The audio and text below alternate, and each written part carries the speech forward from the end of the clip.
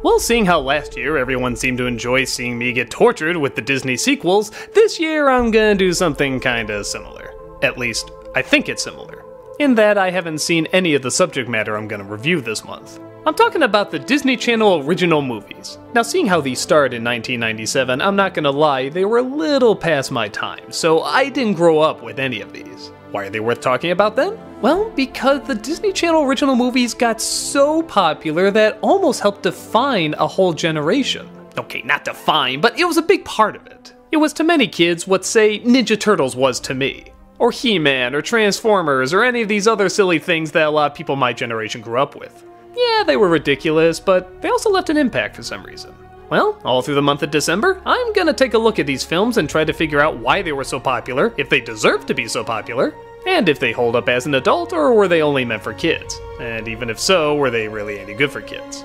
Now if you take a look, you quickly realize there are a ton of these movies that go way beyond how many days there are in December. So I'm only gonna try and do the most popular ones, and if there were ever any sequels to them.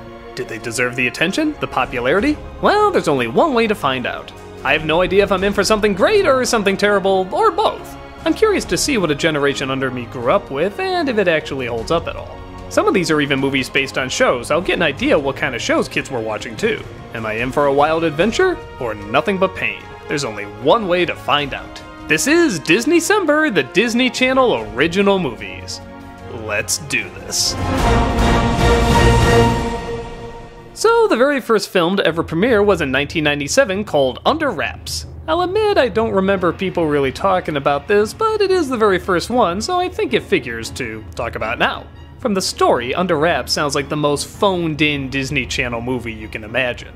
Three quirky friends get together and break into an old, creepy house. They discover a mummy's tomb, and inside it, a mummy. And the mummy comes alive and starts running through suburbia, not knowing where to go or what to do. Wouldn't you know it, a little friendship starts up, but some evil mobsters want them for themselves, and yeah, this sounds really friggin' stupid.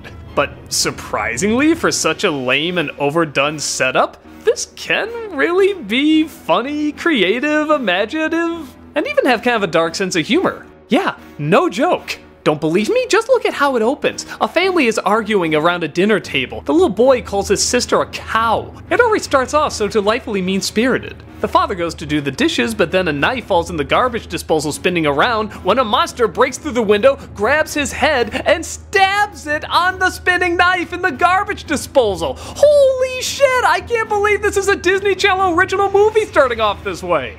Now, of course, it goes the direction you think it's going. It's not really happening. It's a movie they're watching. But even in the movie, the whole entire theater goes red like the gore happens. They're just not showing it. And that's a really creative way to kill somebody. This film starts off with already a really original way of killing somebody off. But it doesn't just stop there. The kids in this movie are super cynical. The lines they say to each other are almost like Simpson lines. Even though they can't swear or do anything that wrong, there is kind of this edge to them that reminds me a little bit of Monster Squad.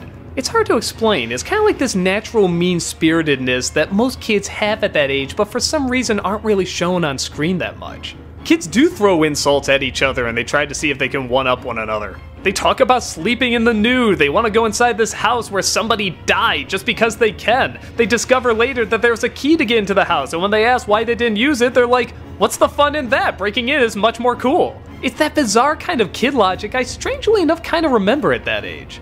There's this line where this one boy asks what does celibacy mean, and the girl says it means no chicks. He says he can never do that, and she says, trust me, you'll get used to it. Okay, it's not shocking, but it's just that little extra that separates it from a generic Disney film. And on top of that, all the characters are strange, like really weird, odd people. There's a guy who owns the weirdest bookstore that's covered in skulls and gore, and he answers the door by pretending he has a knife stabbed in his back and he falls to the ground. How would that keep any customers? That would scare everybody away, but that's more important to him than actually selling anything. Even the characters at the fast food joints are kind of weird and odd. They all have distinct characters, and a lot of them just focus on hurting this poor mummy. Every other second he's either being smacked or pulled or even burned. Look at this, his nipples are on fire. And this is at a hospital too. Everything is just out to hurt this poor guy. Speaking of which, this is the same guy who is from Coach and Gargoyles, and he actually has 2 roles in this. He plays the mummy, who sadly doesn't have much talking or expression, but he still does okay. And then he also plays the guy who's dating the main kid's mom. He doesn't like him very much, despite him being very nice, and yeah, they're kind of doing like a Captain Hook thing, aren't they? Where both the father, or father-to-be, and supernatural character kind of represent that fear of what's coming forward, but then you see he gets used to the monster as he'll get used to the dad, and yeah, you know what, this actually kind of works. It's been done, but I think a lot of the stuff in this movie's been done, but they kind of playfully acknowledge it. Even when it gets really stupid at the end, where they have to fight off the phony gangsters. How do they do it? They pretend like their eyes are gushing out of their heads, and then they knock the person out and tie them up with intestines. I love this kind of stuff. You would never see this in a Disney movie. This kind of just barely G-rated humor tickles me in just the right way. It's not overly dark and aggressive to a point where it becomes awkward, but it's just enough. The downside is the second half does slow down a little bit and some of the laughs go a little quiet, but I thought the whole thing was going to be like that. For a good, I don't know, 2/3 of the movie, I was surprisingly kind of enjoying it. Okay, not loving it, but there were some laughs here and there. I don't know, I'm not gonna act like this is anything great, but for a little Disney Channel movie, I thought it actually had more to it than it needed. If you're looking for that little kid Halloween movie that goes a little further than it needs to, with some memorable characters, weird scenes, and surprisingly funny lines, I say this is actually worth checking out. In the same way a kind of self-aware B movie is worth checking out. Take a look for yourself and see if it's worth getting wrapped up in.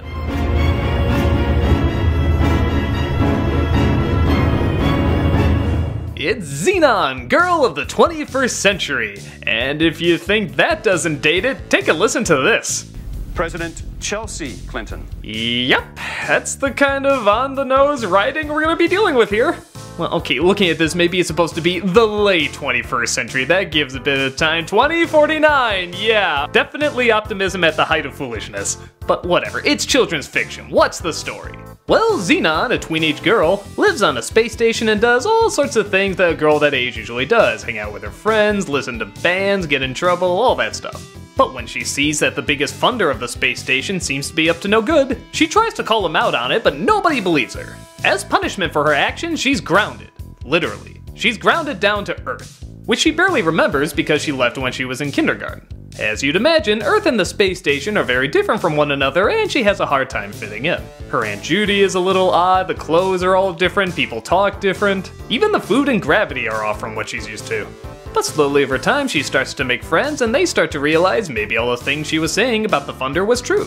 As those evildoers try to track her down because she has some sort of secret disc, and ultimately she ends up trying to save her space station while also trying to get a dance with her favorite boy band. Yeah, it's pretty silly. As you probably imagine, there isn't really that much in this for adults. This is clearly made for a very target audience of, I don't know, let's say 5 to 11-year-olds. Because of this, a lot of the storytelling and acting is a little over the top, but I have to admit, when I was that age, this is the kind of acting and storytelling I liked listening to. It is exaggerated, there are a lot of catchphrases, but the film does try to contribute a few interesting ideas and fun environments. The space station, for example, is a really cool design. I just love looking at it. I love these colors, I love these setups. Okay, it looks a little cheap, but it's almost like being on Deep Space Nine, except from the little kid's point of view. I always thought that'd be kind of a neat idea. But the nice thing is the fun stuff doesn't stop when she leaves the space station. Her interactions on Earth are actually kind of interesting. Because she's not very familiar with it, she thinks everyone constantly has to dodge tornadoes and earthquakes and sicknesses. And if someone grew up on a space station, that is probably what they would assume. They say that gravity on Earth compared to the space station is also 30 pounds heavier. And they demonstrate this very cleverly by just having her go on this bridge that's at an angle and they tilt the camera, and that's a very simple way of showing it, but it's also really effective. There's also fun contrast, like even though she constantly gets into trouble and can do all these cool things on the space station, she's afraid of horses. She's known as a risk taker back at home, but she's terrified of trying a burger. She even has good comebacks for these stereotypical bullies. Seeing how people on Earth and space stations dress different, this one girl goes up to her and asks if she's gonna be in a freak show or dressing up for Halloween. Her response? You win. It's the Halloween thing. Now, lend me that mask you're wearing, and I'll have the most hideous major costume ever. Oh, snap!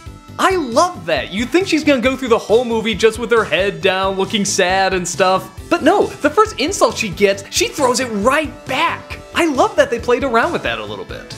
But on top of that, it has a clever way of demonstrating a very familiar lesson. It is a fish out of water story and about adapting, but it's a kind of adapting that a lot of kids that age can understand. It's moving from one location to another where the clothes are different and the language is different, and tiny things you took for granted can suddenly get you in a lot of trouble. But by adding that extra element of having it in the future and on a space station, it makes it a little bit more interesting. It's more fun and creative, even if sometimes the effects are pretty laughably bad. Come on, these were embarrassing even by the standards back then. But while the effects don't look that great, they do still take the time to have a character be in a moment. While the characters don't look like they're really there, they feel like they're really there. The movie takes time to just focus on their reaction and play some nice music and feel the environment. And they do the same thing on Earth too, where you can appreciate the ocean and landscapes and such. I think this movie knows what's going to be fun about it is the environment, and they let you as a kid enjoy it. Is it cliched? Sure. Can the characters get annoying? Yeah, sometimes.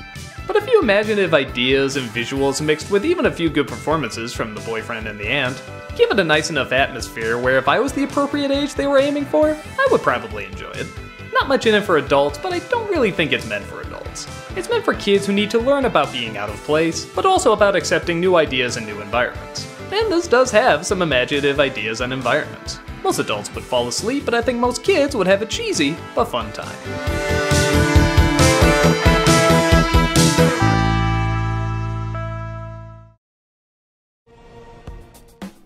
Where do I start with Can of Worms? Just imagine you're channel surfing, and suddenly you come across this. Don't move and put your appendages behind your back! Admit nothing. Did he read you your rights? It's time for an explanation, and it better be good! It will, officer. Of that I can assure you. Those are just the table scraps of insanity that this special has to offer. It's the craziest goddamn thing I've ever seen. I mean, it's absolutely ludicrous, and dumb, and not good, and I don't even have the words for it. The story, if you can call it that, centers around a kid named Michael. Just listen to a couple seconds of him. Thousands of spaceships bristling with force fields and weapons surrounded the planet. They knew most of them would be doomed. Doomed? Doomed. Yep, that's the kind of performance you gotta put up with this whole film. You see, Michael is a bit of a nerd, so much so that he believes he's from another planet. Yeah, not make-believes, believes. He constantly tells stories to this little kid and he acts like it's real. He tells himself that he can't be, but he can't help but shake the feeling that maybe he is. But put that on the back burner for about 40 minutes. Yeah, there's no talk of aliens or anything like that for 40 minutes in this hour and 20-minute movie. Instead, we focus on how he sucks at football, yet the lead cheerleader, of course, falls in love with him, and asks him to help her put together all the decorations for the Halloween dance.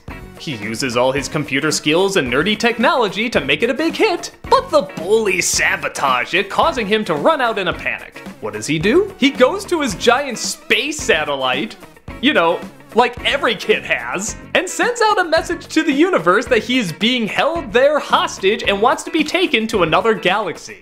Again, like most kids would. And fulfill life nullified by the ignorant and cruel indigenous population of Earth. Lightning strikes the satellite and he soon forgets about it until a dog, voiced by Malcolm McDowell, arrives, telling him that he's from a non-profit organization that wants to take him to a world where he'll feel more comfortable.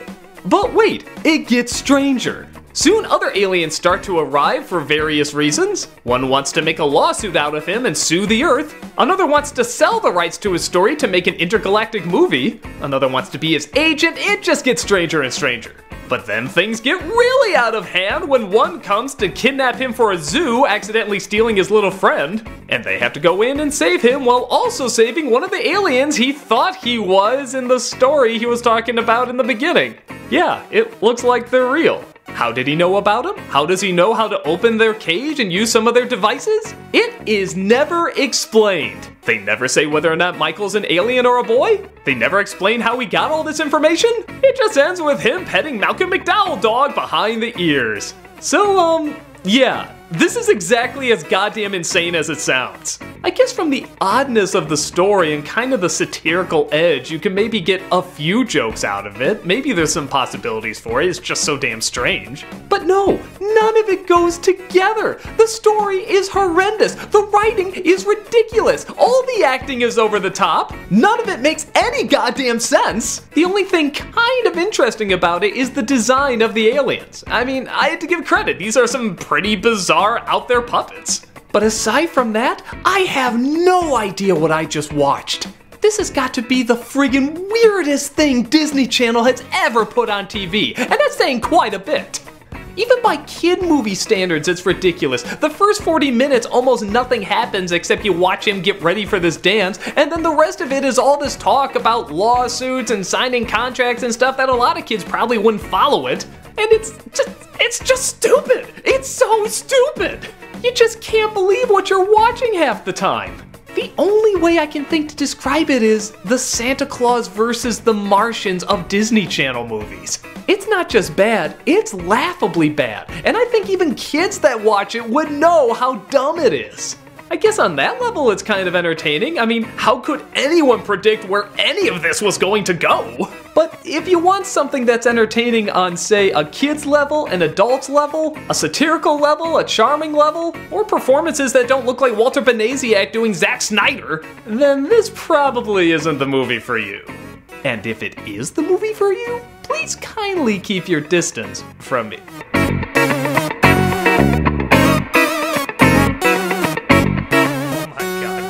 Camp Rock is so bad. I know I kind of sound like a giggling idiot saying that, but I'm sorry. It's really hard not to laugh when talking about this movie. It is just so bad.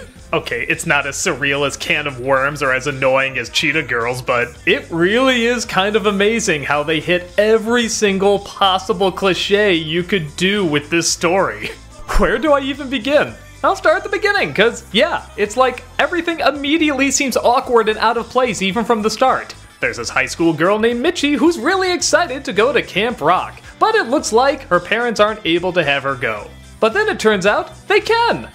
Yeah, that's the opening. What was the point of that? She finds out she can't go, she mopes for maybe a minute, and then the parents are so excited they tell her that they can go because they're catering there, and she's excited again. Why wasn't that edited out? I'll tell you exactly why. Because they saw in other movies this cliche where somebody is sad they can't go to a place but then happy when they find out they can. Even though they don't really grasp that that goes through a long time and there's ups and downs, peaks and valleys and arches and stuff like that. No, you just need a minute of this not yet developed character sulking and then suddenly being happy. And that's pretty much how the rest of the film works, just trying to cram in as many cliches as possible. They can't even juggle them all. You see, the Jonas Brothers, oh wait, I'm sorry, not the Jonas Brothers, a completely different band, has a lead singer who's acting out and totally forgetting what it means to be about the music. So his band members drop him off at Camp Rock to hope he will regain his voice. Yeah, because a teeny bopper pop singer surrounded by teens is gonna help him discover his voice. Isn't that what he already gets? Even the first scene we have with him and Mitchie at the camp is just a mix of too many cliches. He's running away from a bunch of girls, so he hides in a bush. She suddenly gets an urge to play on the piano. You know, be herself and play her little solo that she wrote. I think the idea is that he's supposed to hear her music and be inspired, but they don't show anything like that. She's playing and it keeps cutting back to him, but he's not looking up at her or acting like he's hearing anything. He's just looking at these girls he's trying to hide from. Then she disappears, then he goes inside and it's like, was anybody here? Oh, okay, so you did hear what was in there. How come nothing on your face indicated that? How come none of the editing indicated that? Well, no time to answer that. We have to get to all our incredibly cliched characters. Like the popular bully, who apparently runs the camp. Well, how does a teen pop singer run a camp? Even the snarky best friend stereotype is like, yeah, music doesn't fly here, it's all about the bling. That's why she runs the camp. But it's okay because Mitchie, of course, makes up a lie that her parents are incredibly popular and presidents of companies and stuff like that. And she's totally been in a lot of music videos and, uh-oh, will that lie be revealed somewhere down the road? Well, again, we have no time for that cliche because we had to get to the cliche of the Jonas brother just sitting alone, saying he doesn't like being a label and he wants to work on his own music and not this cookie cutter stuff. Newsflash, jackass, the guy sitting alone on the beach playing his guitar is also a label. You're living proof of that being a Jonas brother acting out this cliche. But up, we have to get to the cliche of the bully girl throwing food at another girl, but it's okay because she'll still sabotage her by interrupting her performance saying that she saw a snake. Okay, so got interrupted. The girl can go right back to playing. Oh, no, she's too mad. Apparently she can't keep playing. What reality is this in? And where the hell are the counselors? There's no order at this place. But apparently that's still not enough cliche, so the bully girl makes it look like she stole something from her. Oh my god, this is overload. Did anybody have an original thought when making this? But it's tragic too, because that bully girl, it turns out her mother is a pop star and doesn't have time for her. Ooh, this film's deep, guys. So now Mitchie's a liar and apparently a thief, but of course, it'll take some sort of big jam concert at the end to make everybody okay. Mitchie, her best friend, Jonas brother number 3, even the bully girl ends up being a best friend at the end. Okay, you know what? I am sick of this. There needs to be some consequences. I'm usually for forgive and forget and everything, but this is ridiculous. What number Disney Channel movie is this where they just kiss and make up at the end? Totally forget all the terrible things they've done and they just allow them to be friends again. I know it's good to be nice, but I'm sorry, there's gotta be some goddamn responsibility in this world. Oh, and by the way, in answer to the first question you were probably asking when you saw this review, the answer is no. The Jonas Brothers cannot act. We have a problem with that. Actually, I don't really have a problem with that. We have a problem with that. One word. Payback. That's 2 words. By God, is that painful. This film doesn't have a corny charm like the High School Musicals or the Twitches films. It's just manipulative, beginning to end. Nothing seems real, nothing seems interesting. Which is a shame because I think the girl playing the main lead actually isn't that bad. She has kind of this awkward smile and okay delivery that I could totally see working in another film. But here, there's nothing she or any of these cast members can do. It's just every cliche checklist you can imagine. And I'll be honest, it's hard to say I didn't kind of enjoy how bad it was. I mean, good lord, even the songs suck. For Jonas Brother number 3 talking about cookie cutter pop songs, there sure are a lot of cookie cutter pop songs in this. So yeah, I can kind of see people looking back on this and laughing the same way we look back on Space Jam and laugh. Like it's just so incredibly dumb and dated. But if you're looking for a legitimately good or charming movie, I could easily say get the rock out of here.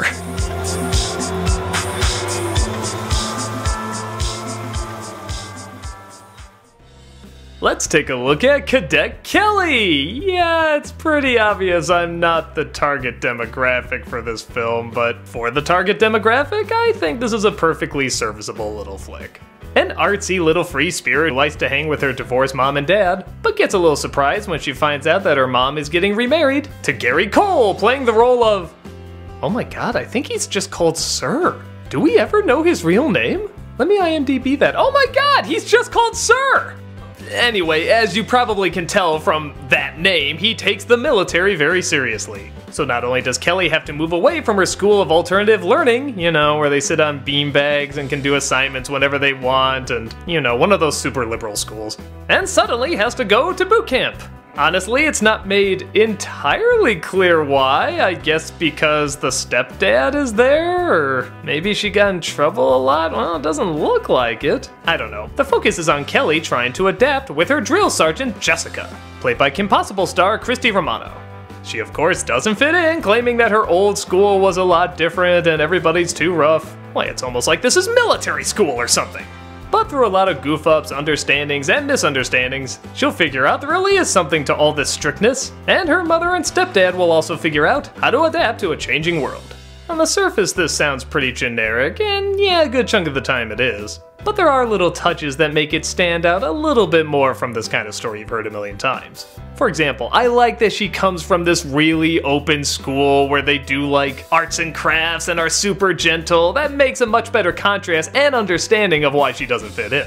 The family dilemma is also interesting too. The father is strict and sometimes says the wrong things, but he's by no means a bad guy. He, like Kelly, is trying to understand what's the best route to take in terms of this family, and it's totally identifiable. I also like how nobody is 100% right or 100% wrong. Kelly does get in a lot of trouble and she's properly punished for it, resulting in emotional scenes that a lot of the time kind of feel genuine. When Hilary Duff cries, it feels like she's really crying. And when the parents look confused or screwed up, you can tell it means a lot when they did something wrong.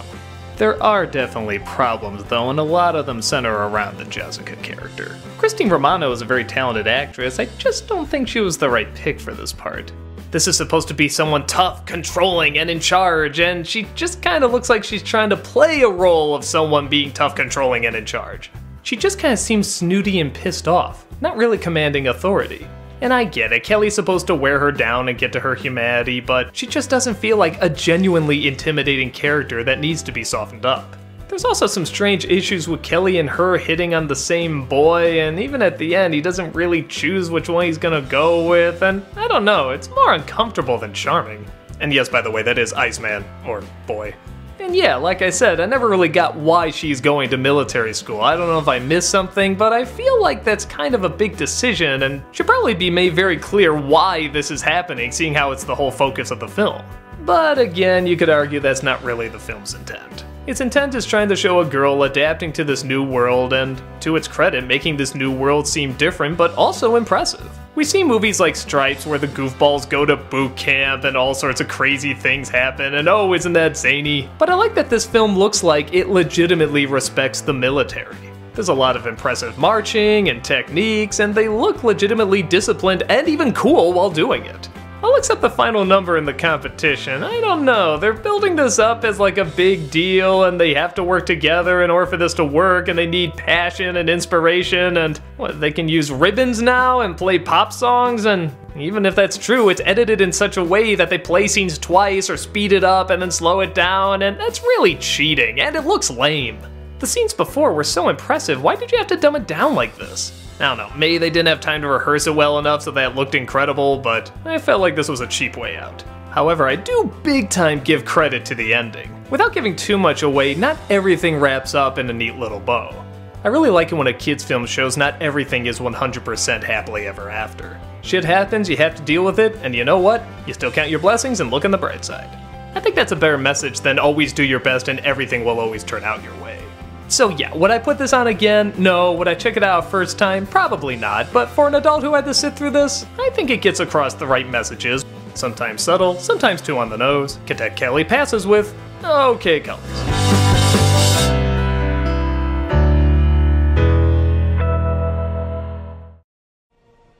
From one Halloween movie with Under Wraps to another one with Halloween Town. But sadly, unlike Under Wraps, this is pretty much exactly what I thought I was gonna get with a cheap, lame Disney Channel movie. I guess they made a couple sequels to this, but God help me if I can figure out why. This is stupid. This is the kind of movie you would see at Mystery Science Theater. It's filled with hokey acting, lame effects, and surprisingly not very creative ideas. That is to say, the initial setup is not that bad. 3 kids are forbidden to go out on Halloween because the mother says they can't. But things start to turn around when their grandmother, played by the late Debbie Reynolds, literally flies in and says that she needs the mother's help. The kids over here follow the grandma and discover that she is in fact a witch. And they follow her on this magic bus to Halloween Town. And if you're anything like me, you're thinking Halloween Town is gonna be something like Halloween Town, the one from Nightmare Before Christmas. Weird buildings, dark, creepy, odd, everything a little askew. But nope, it's a bright, cheerful place that just has a bunch of people in Halloween masks. Oh, I mean, ghouls and goblins, ooh. But Halloween Town is in trouble because this evil bad guy, who kinda looks like a mix between the Grim Reaper and Jim Carrey's Grinch, and acts about as subtle. Welcome to my museum! Wants Halloween Town to take over the land of the humans so they don't have to live apart anymore. Actually, doesn't sound like that bad of a plan. I'm not sure why they're separate anyway. But nevertheless, the grandma tries to teach the kids how they can be little witches and warlocks to come together and stop his evil magic. Okay, so from a setup like this, obviously story is not gonna be a biggie. This is an excuse to have some really creative images and ideas and characters and so on and so forth. And that's not for the most part what we get here. The writing's not especially imaginative, it just sort of goes by the numbers. Hey look, a ghost. Hey look, a werewolf. The acting isn't necessarily awful, but it's just bad enough. Like the 13-year-old is supposed to be odd and strange and a bit of a weirdo. Seeing as how Marnie likes weird stuff so much. She's got the weird part down pat. Halloween is like made for her. Okay, look and listen to this kid and tell me if you would get that. And how are we supposed to grow up if we can't explore the world, try new stuff, and take some risks? No. Daria is a weird kid. The Monster Squad are weird kids. You're like the cheerleader from American Beauty trying to be weird but doing a really bad job at it because you're the everyday average kid. There's nothing odd about you. The brother is the typical geek with all the analysis and book smarts that he brings up at every single moment because that's all he is. Give me a good nature documentary any day. All that candy causes cavities and gum disease. Trees are important too, you know. Everyone's got their thermostat set to 68 degrees. Degrees, science, that's my entire character. Never seen that before. And the smallest one is so bad, they only give her a sentence at a time. Hell, sometimes just a word at a time. I was pretending. I wish Slack would turn into a frog. It's the bad thing. The only one who's ever doing a good job is Debbie Reynolds. I don't know what it is. She acted like every single part she got was the role she always wanted to play. She just puts everything into it and she's 100% believable, even in such a silly idea. I don't like witches. They're mean and scary. Oh, no, sweetheart. I mean, they're just like everyone else. Some are kind, some are mean. That's just the way they use their magic. Aside from that, I'll give some credit to some of the creativity in the makeup. I mean, don't get me wrong, they're obviously masks, they don't look real, but they're kinda like the Evil Dead movies. You know they're fake, but they're very creatively fake. Some of them have really cool designs, and I especially love this skeleton taxi driver. So, first time in town for you kids? Look at this thing. Look how expressive it is. It would have been so easy just to have a skeleton in a cap hat and just have the mouth move up and down, but look at this. The eyebrows have a lot of motion, the mouth is moving left and right as well as up and down. It's actually a really good effect. But then they ruin it with this line. It's probably animatronic. Disneyland's full of stuff like that. What are you doing, you dick? Don't ruin the illusion. That's like someone coming out to the Muppet Show saying, yeah, you're probably all puppets, most likely from the Jim Henson studio. Little douchebag? Once in a while, there's a joke that gets a little bit of a laugh, like I enjoy how the witch's microwave has boil and bubble and toil and so forth. There's a fun little segment where the kids have to get ingredients for a spell, like hair of a werewolf, fang of a vampire, and sweat of a ghost. How do they do that in this world? By going to a barbershop, a dentist, and a gym, of course, leading to probably the film's best line. Ghosts are dead. Why would they worry about fitness? But aside from that, it's pretty empty. I mean, just look at this place. When I hear Halloween Town, I want to see something dark and creepy and whimsical, not just any other town with people wearing some masks. It's kind of like a mix between a bad Goosebumps episode and that really lame Babes in Toyland starring Keanu Reeves. The few creative elements are nice, but it's not enough to cover up the cheapness of both the writing and the budget. I suppose if you have like little kids, this is fine, or I don't know, maybe it did have more of an audience than I thought. They made a ton of sequels. But when you hear Halloween Town and you think of something more like what the cover looks like as opposed to this bright suburban sunny day, then I say this is a definite pass.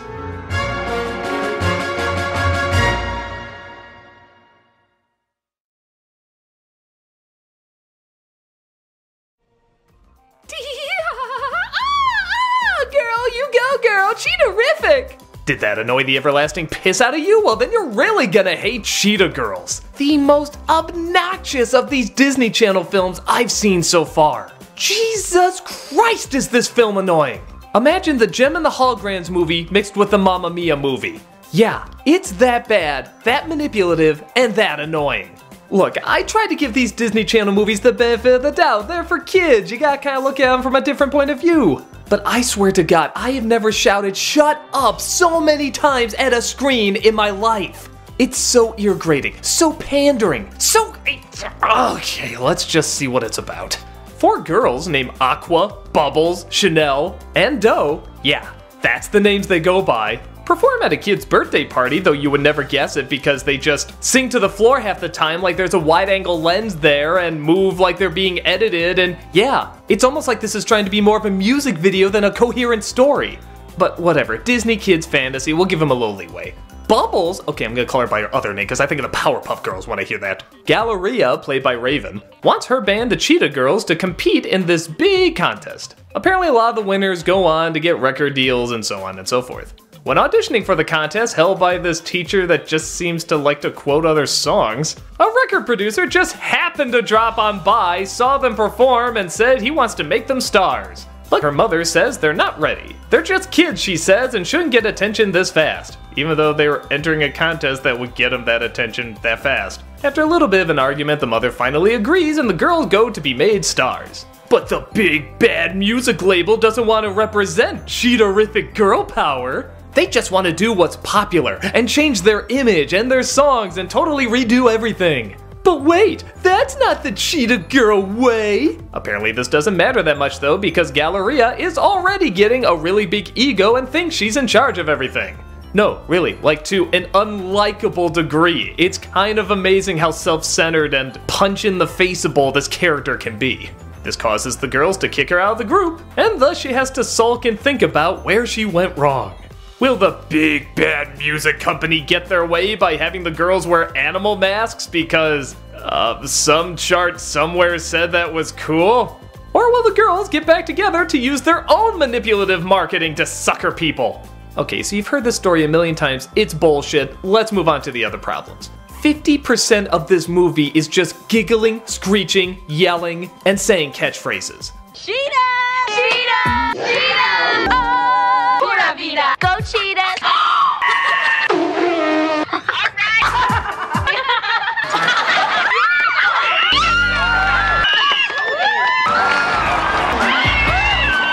Oh, except for one dramatic scene where a girl admits she lives in a foster home and it's actually like a tear-jerking scene that comes right the hell out of nowhere. Yeah, don't actually try to be a real movie about the problems of growing up, you piece of shit. Right after that scene, it goes into them trying on different clothes and looking all glamorous and singing about how they're the real deal. There isn't one iota real about you. You are fake, you are manipulative, you are everything you're claiming this big bad music industry is trying to turn you into. Just because before you do a song you self-righteously shout girl power. No, really, they do that. Now you're talking. Cheetahs, girl power. Ooh, she's standing up for girls everywhere. It's a movement, guys. A movement about being the independent artist when really it's all about getting attention. You are the most attention-hungry little pains in the asses I ever saw. You can't even walk on the street without giggling, shouting, doing a dance number, and having a crowd circle around you all applauding because, wow, wasn't that amazing? Oh, this just happens all the time. We're just walking down the street, we start dancing, and oh, we can't help it if we're incredible. Yeah, fuck this shit. This is all just an excuse to get a band going, which, by the way, this was a band. A very successful one, too. So, kind of a dumb question, but why the hell didn't you just be a band? Why did you have to make this dumbass movie? Have you ever seen movies based on dumbass bands? They're usually really bad, but they come after the band. I mean, you can sing, you can dance, at least in that way. That's probably auto-tuned and edited and such, but you know, that's the business, I get it. Kids want their band, and that's clearly what they want here. They want the band, they want the girls, they want the singing and the songs. But that's not what we get. We get this loud, dumb, obnoxious movie trying to make you think it's about being independent when really all they want to do is control you. They want to control what you buy, what you listen to. And yeah, I know that's kind of the business and marketing, and I've been a victim of it too, and even proud of it in some ways. But the way this one has the balls to mock what it is obviously doing itself, and not being clever about it, in fact being lazy about it. And instead replacing what could be challenging commentary with just giggling and squeeing and dumb lines on top of cliches, all wrapped up in one of the worst endings I've ever seen in these damn films. Which yeah, let's talk about that. I'll give you a fair warning, I'm going into spoilers, but Jesus Christ, who gives a shit if any of this is spoiled? Whatever, you've been warned. After the girls split up, Galleria loses her dog. Yeah, it's pretty much her fault, and the dog gets stuck in something, I don't know, a sewer, someplace he can't get out. She calls the police. There's like this big major deal about it with this crowd all getting together, news groups are there. Come on, it's a damn dog stuck. But of course the girls see it and rush down to the rescue because, of course, the dog will only come out if they all sing together. Okay, this is dumb enough, but then the boyfriend says, hey, now that the girls are all together, maybe you can make up. And how do they make up? Through singing, of course. And by the way, this is not a musical, like in High School Musical where the songs are worked into the story. No, they were just singing songs when somebody says sing a song, like for their album or whatever. But suddenly she starts singing to her girls, they start singing back. I'm kind of amazed you can hear each other in the middle of New York. And hey, since we got a crowd, let's do a totally choreographed musical number on the spot. How the hell would that crowd even hear them? How the hell would it be this organized? Okay, as if this wasn't dumb and stupid enough. They all go to that contest, which appears to be over, and they miss because, yeah, they were getting the dog and everything. You see the empty theater, people leaving, it's clearly over. But wait, the teacher comes out to make an announcement that the winners, wait a minute, it's clearly over, there's nobody in the theater, why are you announcing the winners now? But screw that, it gets dumber, the winners are the Cheetah Girls for that dance they just did outside. Even though they didn't make the competition, they didn't enter, they win! Yeah, sorry all the other groups that worked really hard and got the sound equipment together and showed up on time, you know, stuff that musicians are supposed to do. All your responsibility doesn't mean shit because these 4 little idiots did a dance in the back. Mainly because one of those idiots lost her dog and the other idiots came together to say, hey, we were all idiots. You are all idiots. You're idiotic idiots. Why wasn't this just a band? It would have been fine. This is a terrible kids film. It's insulting, it's degrading. There is so little passion or need to actually give you a story, or characters, or meaning. It is just an excuse for a controlled industry to advertise their band, while saying a controlled industry advertising your band is bad somehow. This one was tough, guys. It was so hard to get through. You can have your fluff, you can have your junk food, but even junk food has to taste good. This just tastes like a screeching slap in the face, trying to pretend it has a meaningful message. If you grew up with it, great. We all know why you watched it. You watched it to hear the songs and see them dance and find a reason to go see their concerts. Okay, cool. I'm sure their concerts were fine. It's debatable whether or not this is so manipulative that it's bad for kids. I would actually kind of make an argument it is. But I've seen kids' films that have much worse messages and done in far worse ways. But as Disney Channel movies go, this is the one to beat for hatred. I couldn't stand it. I hated every embarrassing, humiliating, ear-bleeding moment of it. If you want a better experience, buy their CDs, listen to their songs, that's what they're meant to be doing. But if you want an actual good kids movie, I say throw this hunk of dead meat to the cheetahs.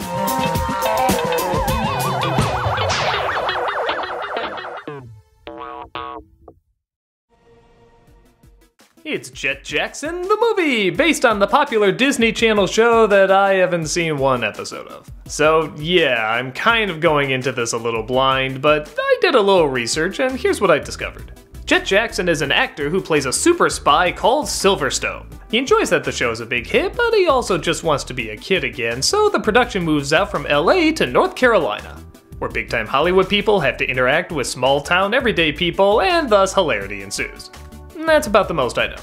The movie pretty much represents that, with Jet Jackson filming his show, going to school, possibly going out on a date. But he discovers he's getting tired of playing the part, so when asked to do another season, he's considering saying no. But things take a surprising turn when somehow Jet Jackson and Silverstone switch places. That's right, the real actor is in the fictional world and the fictional character is in the real world. A super spy has to learn to blend in as a real kid, and the real kid has to save the world from Michael Ironside. Oh, how can any production go wrong with him in it? Okay, almost. On the one hand, I think this is a pretty clever idea. I mean, we've always seen stuff with the fish out of water stories or somebody switching places, but the idea of a fictional character switching places with a real-life character, and not just focusing on one, but both of their lives as they try to blend in, is actually kind of interesting and a little funny. Just as Jet is getting sick of the character, he suddenly becomes the character.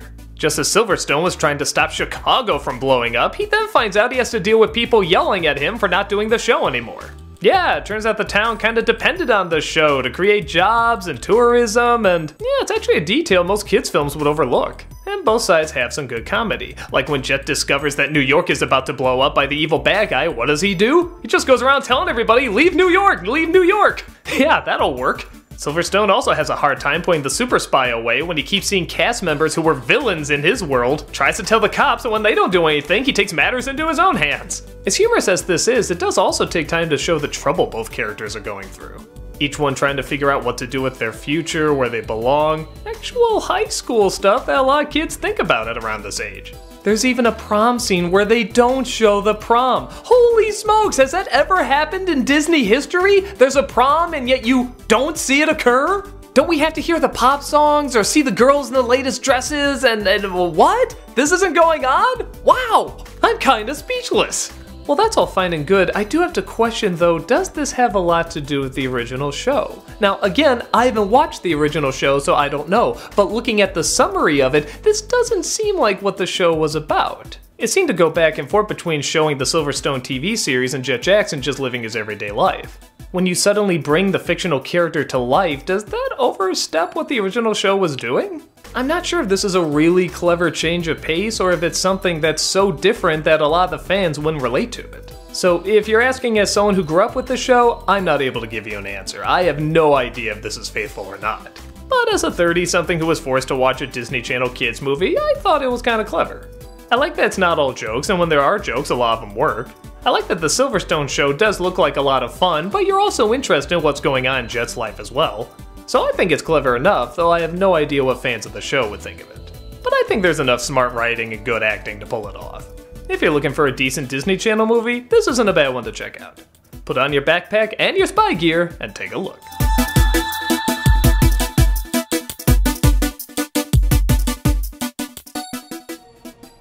It's time for more cheesy spookiness with Halloween Town 2. A far better follow-up from the last lame movie. With much better acting, much better effects, much better visuals. Does that make it good? Well, let's not say anything we can't take back. The Cromwells are finally throwing a Halloween party and even invite over their grandma. This is being done because the mother has no intention of the kids ever going back to spooky old Halloween Town. But that of course changes when an evil boy comes into the mix, steals the grandma's magical book, and uses it to literally suck all the color out of Halloween Town. Yep, all the crazy ghouls and weird goblins are now being replaced with normal people, bland attitudes, and a black and white landscape. To make things worse, the boy, which we now find out is the son of the villain from the last film, takes their grandma once again out of commission, meaning it's up to the kids to figure out how to set everything right. So for the most part, everything is a big upgrade. First of all, look at these effects. Okay, they're not phenomenal, but they're pretty damn good for that time period. The black and white filters are almost as good as Pleasantville, and they don't just turn everything black and white, there's still hints of color around, so it's not visually uninteresting to look at. And the color that is in there really pops a lot more. The acting is also a lot better. Unlike the last film where you're constantly trying to not snicker at how awkward the performances are, here, I don't know if they got a new director or just more time has passed for them to get used to their roles, but everybody seems much more on track. Okay, they're not phenomenal performances, but they're not in any way distracting. The story allows for a lot of fun ideas too. Like, did you know to undo a spell you literally just say the spell backwards? That's kinda smart. And it also leads to some good problem solving, as they said a word that apparently reversed the spell, so they know that if they say it backwards, that'll be what the spell is. So they have to retrace their steps, remember what they said, say the words backwards. It's actually kinda neat. There's also a place where all your missing items go. You ever miss the remote or your earring or something like that? This place in Halloween Town has it. But the owner got infected by the spell too, so he has everything clean, and now they can find everything, which is against the idea. It has to be lost in order to be found, and yeah, it's kind of creative. The worlds themselves look a lot better. There's much more of a visual art design, and it's more colorful and interesting. But the major downside is they don't go to that many places. A lot of the movie is them just staying in one spot, talking to each other, trying to figure out what to do. And because the spell is demonsterizing everybody, you don't really get to see that many monsters either. That is until the end. They have this really cool idea where the bad guy casts this spell and whatever mask they're wearing at the Halloween party, they become that creature. The monsters become monsters, the vampires become vampires. It's really neat. But the problem is this happens in the climax. Why didn't this happen in the middle of the film? A lot of these makeups are very creative and goofy and fun again. Why weren't we allowed to see them more? As cheesy as the makeup was in the first film, they were at least creative and allowed us to see a lot of them. Here, it's all kind of kept until the last couple minutes. And they're cool, but for a movie called Halloween Town, I expect to see a little bit more Halloween imagery. So I guess that is the one thing the first film has over this one, is that it does have a little bit more variety in locations and weird makeup designs and so forth. But for everything else, this movie does things a lot better. The ideas are more interesting, the acting is more interesting, the visuals are more interesting. I feel like they got a bigger budget to work on this, but they still had a lot of time restraints, so they had to move things around, and maybe they only had certain locations for a certain amount of time, and I don't know, maybe not, but that's what it feels like watching it. Though they're given a lot more, you're still always made aware of the limitations. But for the most part, I think they did the limitations okay. At least better than the last one. Would I watch it again? No. Is there anything really in it for adults? Not much. But as kids' TV movies go, I think it's got enough to be imaginative. Not a glowing review, but a positive one. If you got a kid that's interested, just like Halloween candy, it's perfect junk food.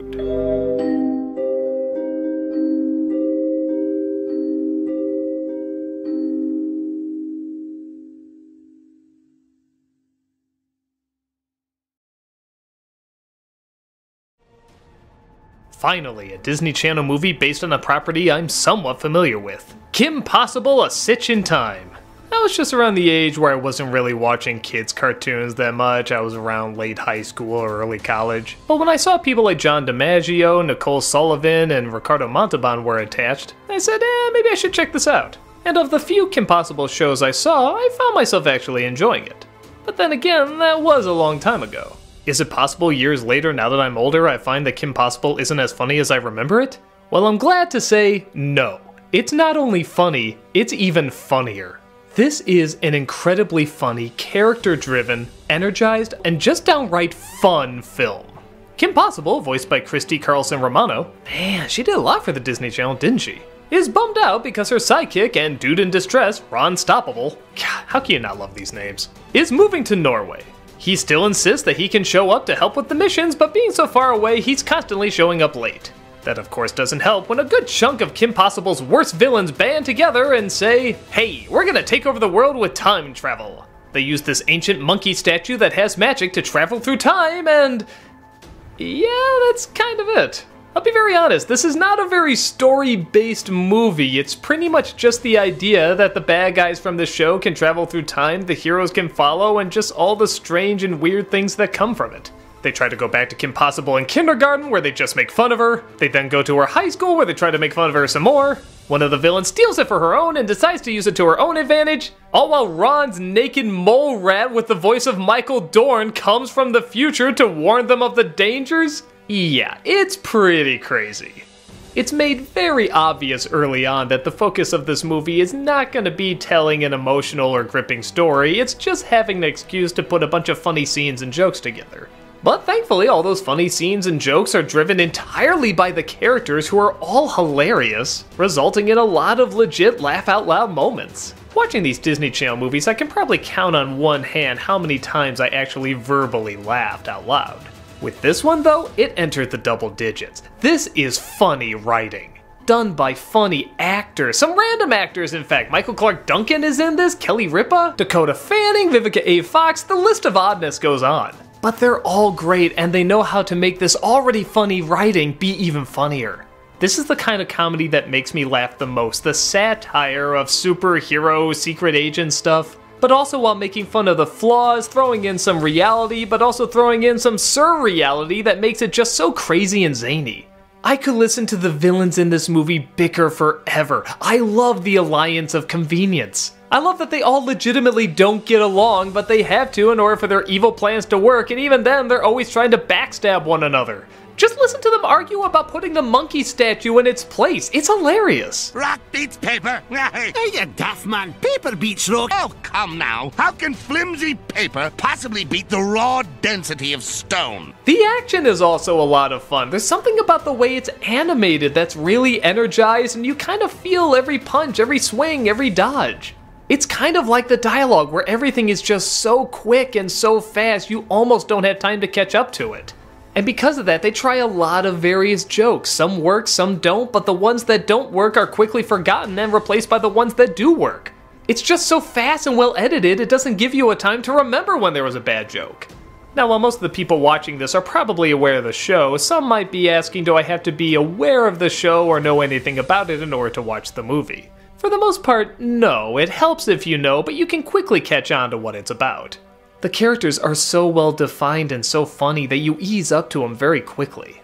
And like I said, the movie is not really focused on any kind of drama or story-driven turmoil. which I guess in some respects could be a turnoff to some people. This is kind of like Big Trouble in Little China or Evil Dead 2 or even the Lego Movie. It just kind of exists to have a bunch of jokes that move really fast, are thrown at you super fast, and when you're done you're left with a lot of really funny moments and a lot of really funny characters, but not really a heavy weight to anything that's happened. And it just kind of goes from one crazy thing to another crazy thing. And if you're on board for the ride, it can be a lot of fun. If I absolutely had to nitpick, I'd say maybe Kim Possible is a little bit of a blank slate. She doesn't really have a ton of character, but it's kind of like Superman, that's not exactly the point. Kids are supposed to imagine themselves in the role, going on these adventures and fighting these bad guys, and she does it great, has all the one-liners, and is popular while doing it. Ron Stoppable at times can have a voice that's a little grating, but mostly his jokes hit bullseyes. Let's be honest though, what this movie clearly likes, as well as the show I'm assuming, are the villains. They're weird but funny, they're powerful but they're losers, they're in control but they're always bickering. They steal the show whenever they're on screen. So yeah, even if you're a fan of the show or have never even heard of it, I'd still recommend this movie. If you haven't seen the show, it might take a little getting used to what's going on, but you'll catch on real quick. It's nothing great, like I said, the story isn't really that much to write home about, but it's just fun. It's a fun film. I found out recently it's the same people that did the Buzz Lightyear show and movie, and you know what? That was really funny too. I actually really want to look into these shows. I don't know if they're on DVD or if I have to watch them another way, but I say it's worth it. I say there's a lot of talented people behind this. They're creative, they're humorous, they have memorable characters. This is certainly a mission you definitely want to accept.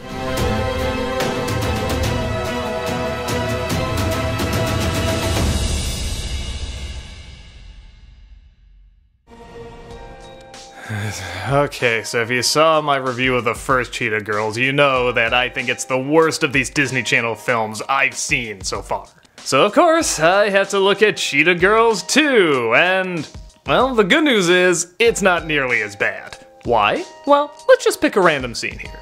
Joe, I've tried everything. She won't budge. There's a dance camp I can teach this summer, but it's basically babysitting. See what they're doing? They're talking! Yeah, they're not giggling or screaming or squeeing or jumping up and down or shouting "Cheetah-licious" or doing a dance number out of nowhere. They're actually shutting the hell up and listening to one another.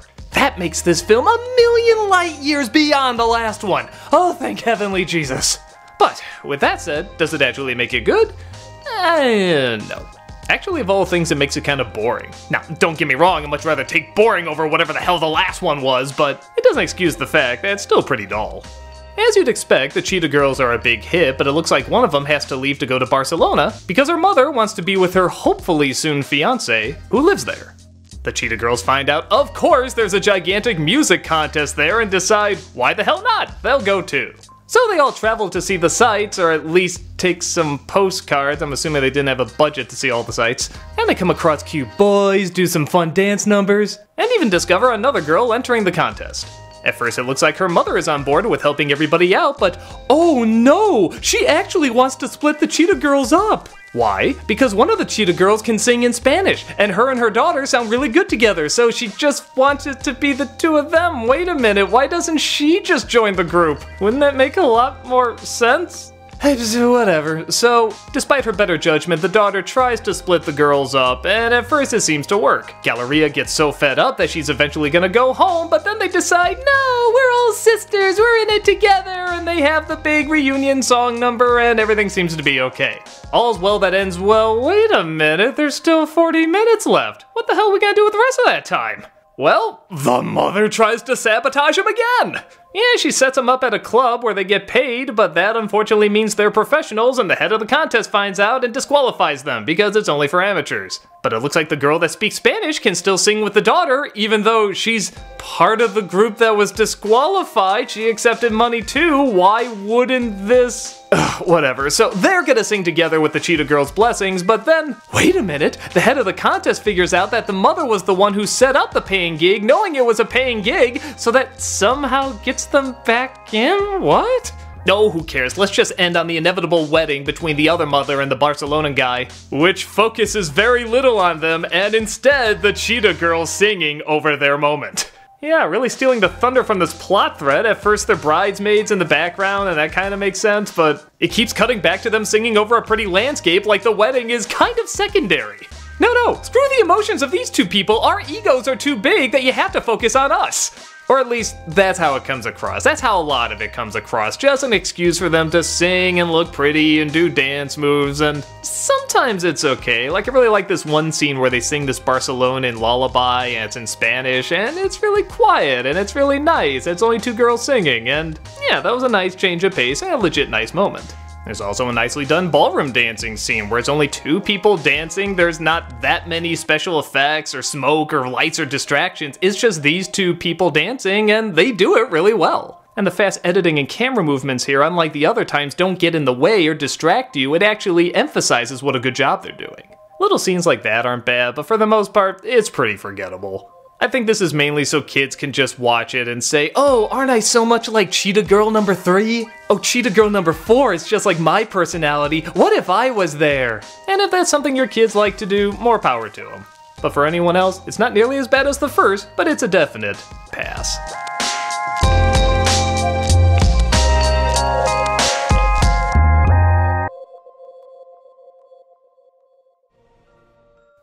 Halloween Town High. Yeah, okay. They've made so many of these movies, I'm surprised there's not a Halloween Town Surfs Up, or How to Cook with Halloween Town. I mean, the possibilities are endless, aren't they? The first one I couldn't really get into aside from the makeup, and the second one I thought was legitimately enjoyable, even though they were bound to just a few locations. The third one falls somewhere in between. It pretty much just jumps right in there as we see our favorite family is toying with the idea of maybe having kids from Halloween Town go to school in the real world. In literally a flash, the eldest daughter, who's actually the only daughter now, the youngest one seems to have just disappeared. Honestly, no big loss. Is in front of the Halloween Town Council and is willing to put her idea to the test, except, well, her magic is on the line, as well as the magic of her entire family. Oops. So the kids from Halloween Town are in disguise as Canadians. Yeah, foreign exchange there, that's really gonna be a culture shock. Who are dressed up as humans and are trying to be shown that monsters and humans can get along. But unfortunately, this evil organization known as the Knights wants to keep these two groups separate because they still think humans are evil, not tolerant, and are just going to be awful for them. And as we discover, they're willing to do anything to keep them apart. I'm not gonna lie, when I heard Halloween Town High, the first thing that came in my head is, oh cool, a school in Halloween Town. Seeing a bunch of ghouls and monsters learn all sorts of creative things. It's kind of a letdown knowing not only is it monsters going to the real world school, but it's monsters that aren't even allowed to be monsters. They have to be in disguise looking like real kids. That's not much fun. Because of this, we don't really get that much in terms of visuals and weird makeup and such. Every once in a while there's something cool, like marshmallow spiders, a bag that walks and eats people. And even the Halloween kids are allowed to take off their disguises once in a while. And is it me or did DreamWorks Trolls totally rip this off? Thankfully though, the movie mostly makes up with this with some okay writing and some genuinely good performances. I mean, for a Disney Channel movie, I think we know we're not gonna get anything spectacular here. It's funny seeing these actors who were just so uncomfortable and awkward in the first film suddenly seem very natural and very interested in what they're saying, as any good actor should be. Any weird, strange stuff they have to say, they really try their hardest to make sound like this is just an everyday thing. And even the humans reacting to their odd ways get a few laughs. I especially love this boy's reaction when all the kids suddenly disappear into one car. Why does none of this surprise me? That seems so believable to me. The message is made pretty clear as the villains, once they're revealed, are trying to make a whole group of people look bad based on the actions of only a few. And I'm not gonna lie, while I'm recording this and watching the news, this message does hold a lot more relevance now than it probably did back then. It's kinda like Zootopia, what I thought was a little too obvious and in your face, sadly it turns out is very, very needed nowadays. So I guess even its very simple message has a lot more relevance. The only thing that was starting to get on my nerves a little bit is the performance of the brother. I don't know, he's seeming a little too one-note to me, just always complaining, always whining, making fun of everything. And don't get me wrong, this is very hard dialogue to make sound likable. It gets even stranger when he starts dating one of the kids from Halloween Town until he sees what she really looks like and suddenly he's disgusted. It's given a little bit of a spin when he discovers she thinks he's disgusting too. That's kind of an interesting point of view for kids, the gross monster sees us as gross monsters. But in the end, when it looks like they're gonna see past it, they still say that they find each other gross and they just decide to be friends. What a confusing message. So yeah, were there a lot of possibilities that should have been taken advantage of? Yes. Are there a lot more creative elements that should have been here? Absolutely. But for what it is, it kept my interest. I wanted to know what was going to happen. I wanted to know how they were going to get out of the predicament. I enjoy the monster's point of view as well as the human's point of view, and when they did have those creative elements, they were a lot of fun. I guess if you're curious to see it just to say you've seen all the Halloween Town movies, it's not bad to check out. It's not going to take anything to new levels or anything, but it's totally okay. Nothing wow-worthy, but passable enough. So when going over the list for this year's Disneycember, I knew I had to drop one of these two movies to make room. Smart House or Princess Protection.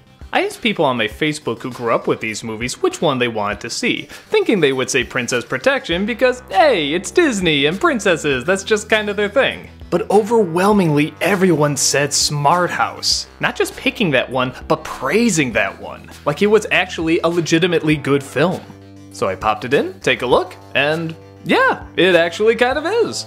I mean, okay, it's corny, has bad effects, and it's clearly aiming for kids, but I found myself legitimately entertained by what was going on and even laughing quite a bit. The story centers around a family who, big shock, just lost their mother recently. The son has put it upon himself to take care of the household and has decided to enter a contest to win a smart house, a home where everything is taken care of by computer. They of course win and find that the house is actually quite perfect. Apart from a glitch here or there, it actually seems to do everything for him and seems quite pleasant. But when those glitches do happen, they have to call the inventor, who it turns out is sparking a bit of a romance with the dad. The son doesn't like this as he's still getting over the loss of his mother, so he decides to program into the computer, named Pat, that she should be more motherly, hoping the father won't see the necessity of dating.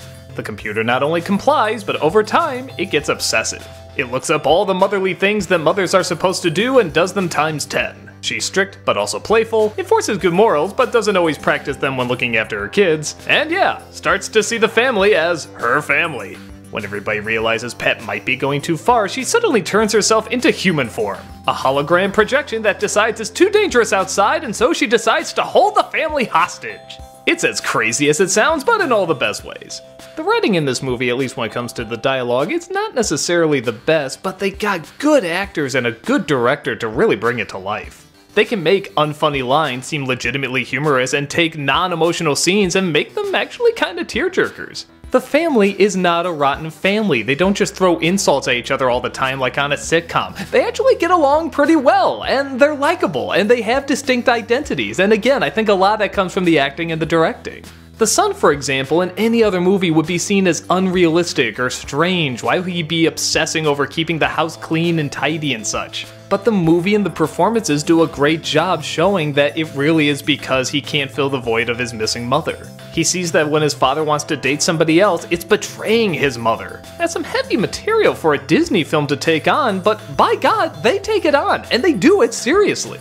It isn't just the Full House routine where you know, oh, this is where you hear the serious moment and you tune out and they just say those catchphrases. No, they really talk about it, and you really listen. Speaking of Full House, all of these characters and jokes could so easily fall into that category, being too corny and too nice. But there is enough conflict in their everyday lives, and of course with the computer and the missing mother, so it never really feels ungenuine. Katie Sagal as Pat is a perfect choice. Every time she talks, it's funny. It's a great evolution going from that robotic voice that can be hilariously obnoxious. Certainly, Angie. Here, boy. Good dog. Not to worry, Nick. My database was prepared by a team of nutritionists. To a gradually changing tone of her being this overly obsessed, even insane mother. Does it hurt like the Dickens, baby? Nobody goes after my boy and gets away unpunished. And when she finally takes on human form, it's even better. Look at that evil smile. That's both funny and terrifying. It's interesting that this movie was directed by LeVar Burton, Geordi from Star Trek.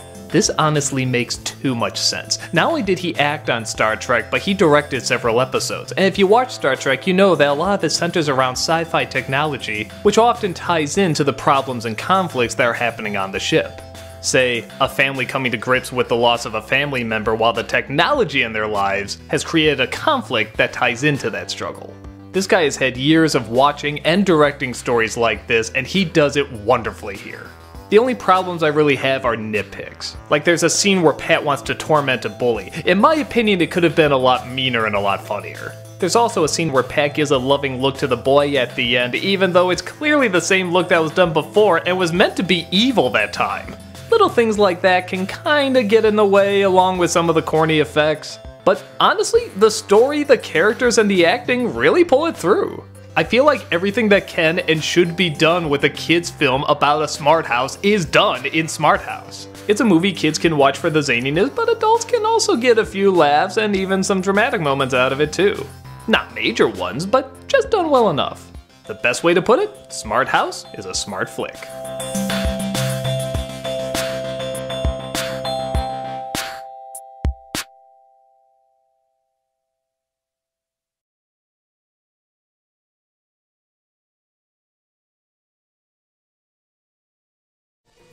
Good lord, how many of these Halloween Town movies did they make? Okay, well, this is Halloween Town 4, Return to Halloween Town. Shouldn't the second one have been called Return to Halloween Town? I guess it doesn't matter. Kids that watch these movies obviously want to see the continuing adventures of Marty Piper, as well as her know-it-all brother and that third sister that still seems to have just vanished into thin air. This film involves Marnie going to college. A college very similar to Hogwarts, almost rip-offingly so. It looks like Hogwarts, the magic spells sound like Hogwarts, a lot of the students are looking more wizard and witchly. There's a few creative makeups, but for the most part people are human looking. There's even a prophecy that says a magic student will come along to shift power and blah blah blah, you know this kind of story. It's uncovering a mystery while still trying to fit in, trying to do the right thing even though there's peer pressure from the other side. There's evil students, evil teachers, but also good students and good teachers. And just when you think it's all gonna follow the predictable rule book, at the beginning of the third act there's time travel. Yeah, going back in time to see your magical ancestor that kinda comes out of nowhere. It's definitely all over the map, but I can't say it's offending by any means. The most interesting thing in watching these movies is comparing the acting. Watching the first film compared to the last film is really kind of eye-opening. I'm really wondering what was going on behind the scenes, or did they get different directors or whatever, because the performances given here, as well as in the last few films, was not the same as the first one. It's also kind of nice to see how much the family dynamic holds up. Okay, I can't act like the Pipers are the most interesting family, but at the same time, there's definitely a lot of scenes that show that they do care about each other. I like the mother checking in via washing machine. Yeah, it gets kind of weirdly fun. I like the cynical brother still trying to keep on top of things. I like the main character trying to blend in with new friends, but it's not all the cliches you think it necessarily would be. Like I said, I couldn't predict time traveling in this. But yeah, it's a little hard to shake the Harry Potter feel in all this, especially with the bad guys constantly talking about the ancient prophecy that will grant them the ultimate power, and they have to, God, what was it again? Turn the brother into a dog and hold him hostage so that she can get the magical device that grants all power and magic and give it to them. But wait, if she has all power and magic, couldn't she do whatever she wants with it? And yeah, that's kind of what ends up happening. I guess that's kind of a spoiler, but if you were in the situation, you'd do the same thing, so it's not really much of a surprise. There's one or two creative things that make it stand out a little bit, but it's not that much. The best way I can describe it is the mother, who yes, I know is April O'Neil, I'm sure a million of you were mentioning that, brings up before she goes to school that with great power comes great responsibility. The daughter straight up says, "You stole that from Spider-Man." And that's kind of the feel of the entire film. You know they're ripping off a ton of other sources, but you know they're also having innocent fun with it. And yeah, like Harry Potter, the best parts of the movies are the parts that make it feel like a real school. Like they talk about this year as the first year they're letting in genies and mummies and, yeah, witches. Tiny details like that add a credibility that make this world almost livable, or at least you want to live in it. It's neat. But is it necessary or super exciting? Not really. But it's not really terribly written or harmful either. It's just another Halloween Town movie. That's the best way I can put it. If you can't get enough of this series and you want to see a fourth one, this'll do you fine. For me, it hasn't unpleasantly stayed its welcome, but I can say I'm definitely ready for Christmas.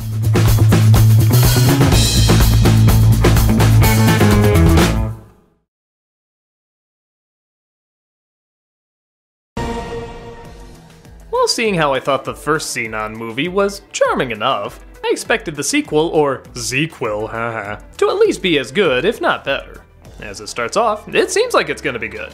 It has a particularly funny opening where she sneaks into a control room and finds what she thinks is a game of Pong. Not only is it funny that she's blown away by a game like Pong, seeing how it's so simple and they just don't have games like that in the future, but it's made even funnier when you find out the paddles are actually the doors sucking stuff into space, even starting to get people involved in there. Okay, I thought we're in some good hands. But sadly, that's where the best stuff of the movie stops. You see, another authority figure is coming to the space station and, again, is threatening to close it down. To make things worse, his daughter is the girl that she didn't get along with in the first movie. And Xenon's been assigned to show her around and do whatever she wants. Even cut her food. Oh god, this is dumb. But Xenon can't think too much about that as she's put in a part of a ship to mostly just keep her out of trouble.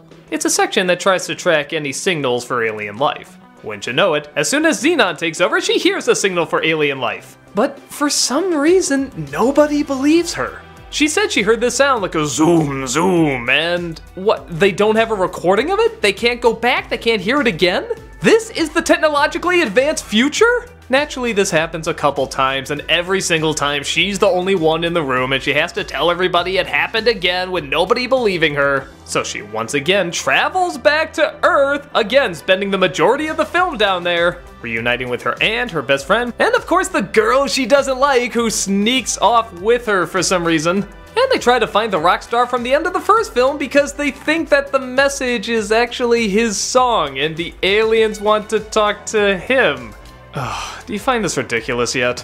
Don't get me wrong, the first Xenon was a silly film, but it had a little bit of a charm and creativity to it. This is just on repeat, except there's little charming about it. Most of the characters aren't even that likable. I hate how nobody believes her. I hate this girl that's supposed to be annoying, but instead of coming off as funny annoying, she's just annoying. I hate the fact that she breaks up with the boyfriend at the beginning of the film and is treated like no big deal. No, actually it is a big deal, it kind of affects her, but not enough to pay him to have him come back in the movie. The musician gets annoying, the aunt gets annoying, the parents get annoying, the general's annoying. Everything just has a slow, unimaginative feel to it. Even the aliens at the end, when you finally see them, just kind of look like rejects from the abyss. At times, it's even hard to follow. There's a lot of talk about what the aliens want and how they want them, and let me tell you, I watch a lot of Star Trek, and even I couldn't follow this. How the hell are kids supposed to comprehend it? Even the layout of the scenes don't even make sense. Like the aliens finally come and everybody sees them and they're like, oh my god, life on a different planet. And then Xenon's still being punished and she's trying to tell them what's going on and they're like, where's your proof? What do you mean, where's your proof? The aliens were just there. How can you still not believe her? But then they do it again. Yeah, the aliens just come by and flash things and yeah, didn't we just see this? Why was there that little scene of her getting bawled out? Oh, what, is it so the annoying girl can finally stand up for her? You could have had that in an earlier scene. And truth be told, she's so unlikable, I'm still not quite on her side. When she sneaks off with Xenon, she leaves a letter to her father saying that she's been kidnapped. Friggin' kidnapped! What the hell is wrong with these people? Okay, so is this a terrible film? I guess not, it's just your run-of-the-mill bad. The characters are all morons, a lot of the moments seem recycled. The effects are a little better, I'll give it that. But aside from that, there's really not much to it. It's funny because this is the kind of film I assume the first Xenon would be like, you know, kind of lame, has aliens and some dumb technology that makes no sense and lame lines. But the first one kind of surprised me and I thought it was an okay kids film. Because of that, I was actually expecting more out of this one. And instead I got what I suppose I should have been expecting. Like I said, I'm not gonna act like it's the worst thing ever, but I definitely wouldn't take this trip to the stars anytime soon.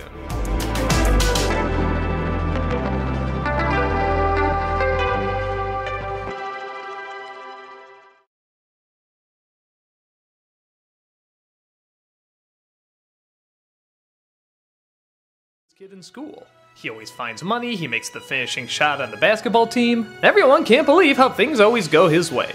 But one day at an Irish festival, his lucky medallion is stolen, and suddenly all his luck seems to be disappearing. But not only that, a lot of other strange stuff is going on. His mother starts to talk with an accent, he's getting shorter, there's little points on his ears growing, his hair's turning red, and on top of all of that, his parents refuse to tell him about his heritage. As you can guess, Kyle discovers that he's half leprechaun. And the medallion that was around his neck is actually magic that was keeping him human the whole time. So the search is on to see who stole the medallion, maybe one of the kids or his angry grandfather or who knows. On the surface it doesn't seem like there's a ton you can really do with this story, but they seem to take advantage of it pretty well. Not only is there a fair amount of Irish lore, though I don't know how exactly authentic it is, but the writing has some good lines and clever ideas, and the actors all have good comedic timing. So many of these lines could easily crash and burn, but these actors are really trying and doing a good job making a lot of these jokes hit. I mean, come on, they were smart enough to cast Lassie from Psych in there, they must know what they're doing. The film doesn't go quite as far as an idea like this should probably allow. I mean, it would be nice to see more leprechauns, more of the fantasy world, and so forth, but for the most part they just keep it in the real world. There's only one part where they actually travel, and even then it's at night and kinda hard to see. But I get the feeling this was kind of on a low budget, and honestly, for the budget they have, some of these effects are pretty good. This is 2001, and for a Disney Channel TV movie to have effects that look this good is actually kind of impressive. I should also comment that I like the way the movie is shot. I mean, it's not amazing, it doesn't try to show off or anything, but a lot of the shots always have a little bit of motion or an angle or a visual style to it.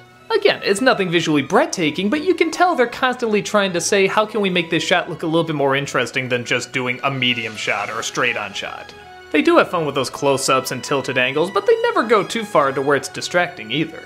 If I did have a problem, it's that the last third slows down a little bit. You almost think the climax is going to happen in this one place and then suddenly it changes to a basketball game, and yeah, it's a basketball game. It's not like there's a ton of laughs you can get there. I mean, they try, but you know how these Disney movies go. They want to look cool during the basketball game, not exactly get a lot of laughs. But it more than makes up for it with some out-of-the-box thinking. For example, there's a scene where they're trying to find these thieves that stole a bunch of gold. They see a rainbow, and obviously they say, it must be at the end of that. Yeah, it doesn't work the way you think, where a rainbow lands and gold is just gonna appear. The gold is already there and the rainbow follows that. That's kinda clever thinking. The movie is full of nice little touches like that aren't exactly knee slappers, but still get a chuckle. Add on top of that actors that are legitimately charming, I enjoy watching, plus a story and direction that didn't have much to work with, but still did its best and kept my interest. I think this is a cute little adventure. Put on your green hats or whatever other Irish stereotypes you're fond of, and dance your way in for a viewing. I've never seen one episode of Even Stevens. All I know about is that Shia LaBeouf is in it, and a lot of people find it annoying. Well, now we have the Even Stevens movie! Shia LaBeouf is in it, and I find it really annoying. I have no idea if this is an accurate representation of what the show was like, but if it is, I'm glad I skipped it. I can't say like this is one of the worst comedies I've ever seen because, you know, the weigh-ins are still working. There's plenty of other comedies that like hurt me and get under my skin. This is just kinda dumb. The story centers around the Stevens family trying to figure out what they're gonna do over summer vacation. Looking like they're gonna drive each other up the wall, a travel agent, played by Tim Meadows, offers them the chance to go to an exotic island totally free.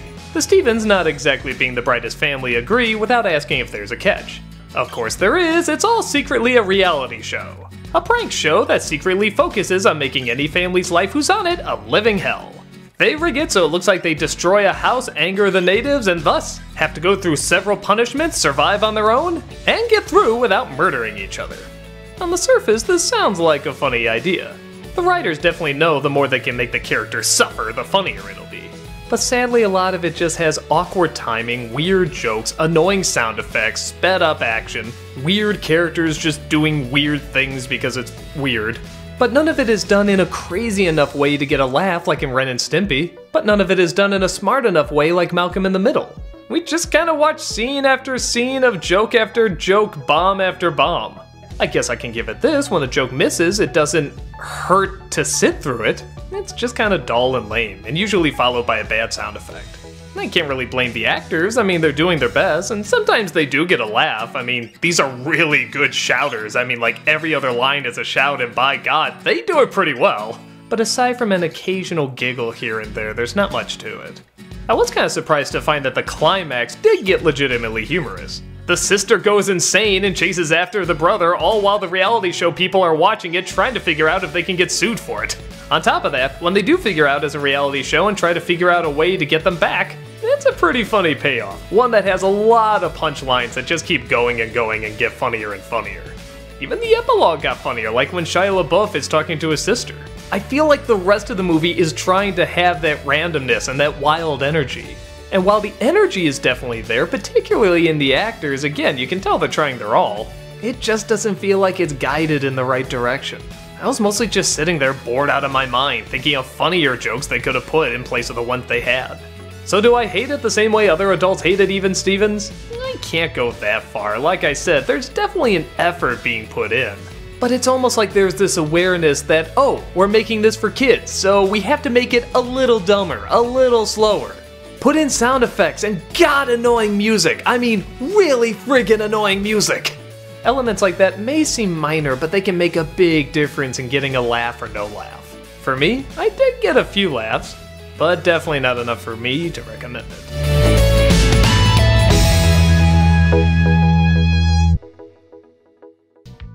Xenon 3, or Z3 as the kids call it. No, I was not a kid when this came out, and I still know no kid ever called it this. Is the final and by far the worst in the epic Xenon trilogy. The first film was cheesy but creative and made use with what it had. The second film was a serious downgrade but definitely tried to keep the spirit of the first. The third just doesn't seem like it gives a shit. At all. You can feel every moment what an obvious cash-in this is. Not that the first one wasn't trying to do that either, but it was trying to tell a story first. This feels like it wants to just follow studio notes and then tell a story. If there's time. Xenon is staying with her aunt and uncle trying to pass a driving exam so that she can enter a competition to the moon. Yep, it's one of those common space driving mountain climbing competitions that, as far as I know, doesn't really have a prize of much worth. And seeing how she can't parallel park yet can somehow win this competition shows that she's clearly ready.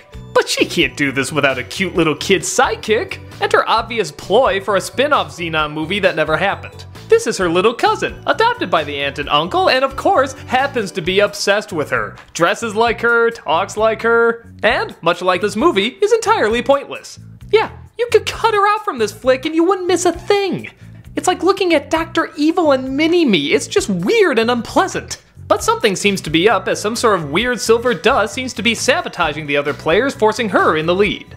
She, of course, has no problem with this and is enjoying her lead. When her friends finally call her out on what a douche she's been, she just shrugs, But things might get complicated when this handsome boy she has a crush on is protesting anyone going to the moon because... I don't really know. If they explained it, they didn't explain it very well or clearly. But soon Xenon doesn't want any people on the moon either because the moon spirit, yes, I'm not even kidding, is the one who's been using the silver dust to get in contact with her because she feels she's the only one who can tell them to leave the moon because she just doesn't like them. Oh, and she's not some formless being or some elegant looking ghost. No, she's just a goth girl. The moon is a goth girl. I have so many questions. She tells Xenon to kick everybody off the planet, and when she doesn't want to, she forces her to go down on the ground and throw her up in the air, and yeah, she's just kind of a bitch. But Xenon, for some reason, sees her as the hero and decides to tell everybody to get off the moon. But first she has to win her friends back by apologizing. Oh wait, they forgive her, without her having to do a damn thing. If you think that's not enough to show how little this movie cares, remember that rock star from the other movies? He's in this again, except played by a totally different actor, and what a shock, he's entirely pointless. I think he brings a car that can help transport them, that's it. I remember the movie felt so long in getting itself going that when I checked how long it was, I found I was only 10 minutes until the end. Yeah, it was so not interesting that I assumed the real story hadn't gotten started yet, and by God, we're actually near the end. I cared so little because it feels like the movie cared so little. Everything feels like it's there because producers just looked at some charts, saw what was popular, and threw it into this movie. Remember how in the last one she discovered aliens? Friggin' aliens? Where did they go? As bad as the second one got, it at least felt like something was on the line. Something major was going on. It just wasn't being done very well. In this one, what do I care if they leave the moon? It's just one little pain in the ass that's yelling and screaming, and you know what? Screw her. I want to live on the moon. The other two Xenon movies seemed about exploring possibilities, space travel, all that stuff. This is like, hey, you want to see this cool idea? Neither do I. Bye. Why does this moon spirit even need Xenon? She's constantly grabbing people, throwing them up in the air. She can take form whenever she wants. There's this one scene where the guy's like, well, if this moon spirit is real, you better show us some proof. And sure enough, she shows up and starts flinging people around. Why couldn't you do that before? Why couldn't you talk to these people before? I know it seems stupid getting upset over Xenon 3, but the first Xenon, for as silly as it was, actually had something good in it. It felt grounded in a certain reality, a childish one, but still a reality. And it was about characters adapting and learning things. This is just Life lessons you learn on the back of a Happy Meal box, thrown in with effects that somehow seem worse than the first one. This movie, as crazy as it sounds, is surprisingly kind of forgettable, aside from the crazy-ass moon spirit, which was just so bizarre I couldn't forget it for the life of me. Everything else is kind of just in one ear and out the other. Nothing seems relevant enough to make an impact. It just seems relevant enough for you to remember that Xenon's a thing that you're supposed to like. Well, seeing how they never made another one, I'm assuming that kids were starting not to like this anymore. And with writing like this, it's no wonder. Is it annoyingly bad? No. Is it Cheetah Girls worthy? Not even by a long shot. But it's pointless, dumb, and lacks any passion that the first one had, or hell, even the second one had. I'd say watch it only if you want to finish the movies off, but if not, you can lose this one in any wormhole.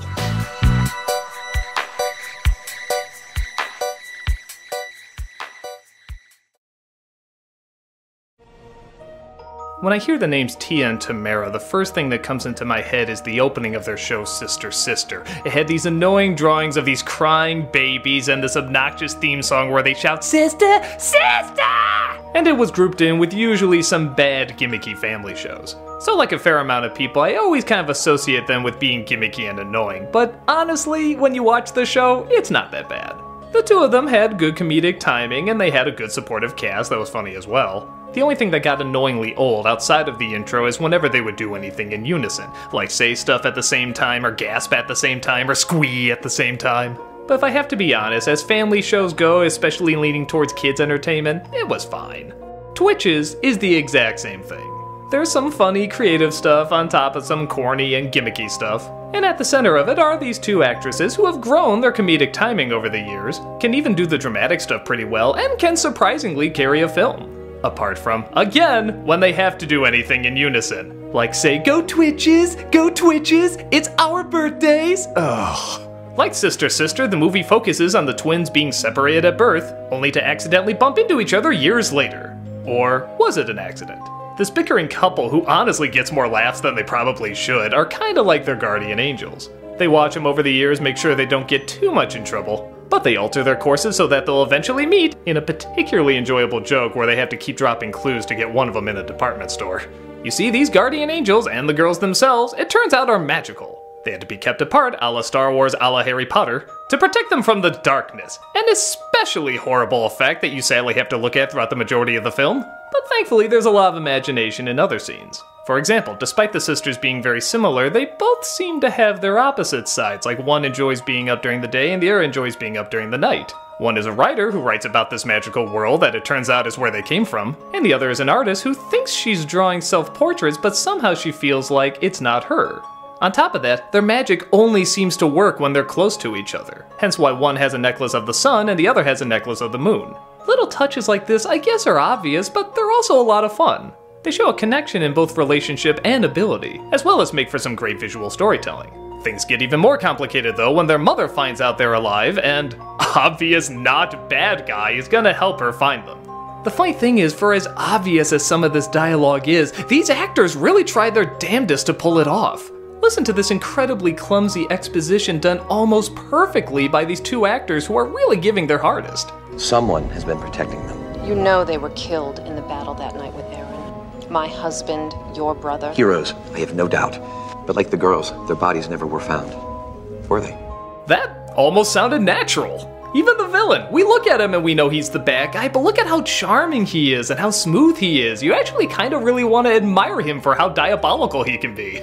But I know, it's a Disney Channel movie, we're not gonna get that deep. I mean, what, these two girls were separated from their parents, and even though they both have step-parents, and one even had a step-parent died, replaced with another step-parent, now she's gonna meet her actual mother? Come on, they're not gonna address any of this. Actually, they do!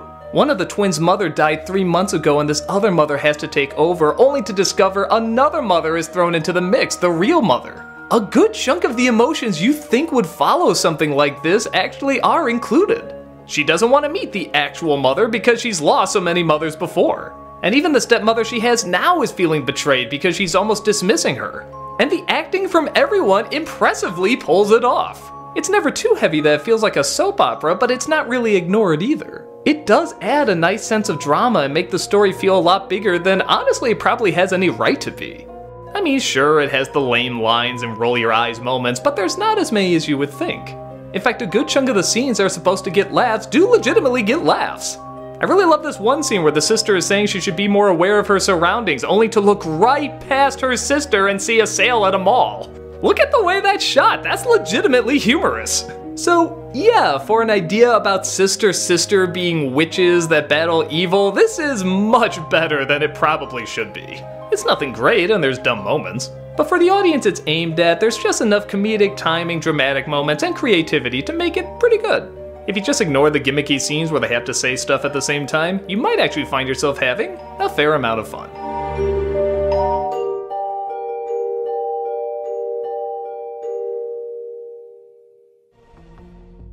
Wizards of Waverly Place, the movie! Yet another Disney Channel movie based on a Disney Channel show that I have never watched. Honestly, I didn't even know this is where Selena Gomez came from.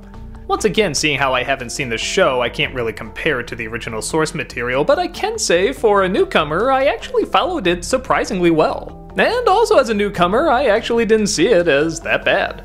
My first initial thought was it was going to be another Harry Potter spin-off like some of these other Disney Channel movies, but that's not really quite the direction it goes. Alex, played by Selena Gomez, is part of a family of wizards that lives on Waverly Place, but they don't stay there long as the mother decides they need to grow closer together. So the family takes a vacation, but the teens, being normal teens, are not having a lot of fun. Alex eventually feels so shut in that she accidentally uses her powers to make it seem like her mom and dad never met. The spell works, the parents have no idea who each other are or the kids, and they seem like completely different people when they're single. Using their magic irresponsibly, not caring that much about other people, all the usual stuff. But it looks like they only have 48 hours before reality sets in and the kids themselves will disappear. In fact, their memories already seem to be going. But it just so happens they come across a half-assed magician who used to be a wizard, in fact the parrot used to be his girlfriend, who has a secret map to the Stone of Dreams, a magical device you can make one wish upon that'll come true. So it's Harry Potter / Even Stevens / Indiana Jones / Beach Vacation that all these Disney Channel movies seem to like to go on.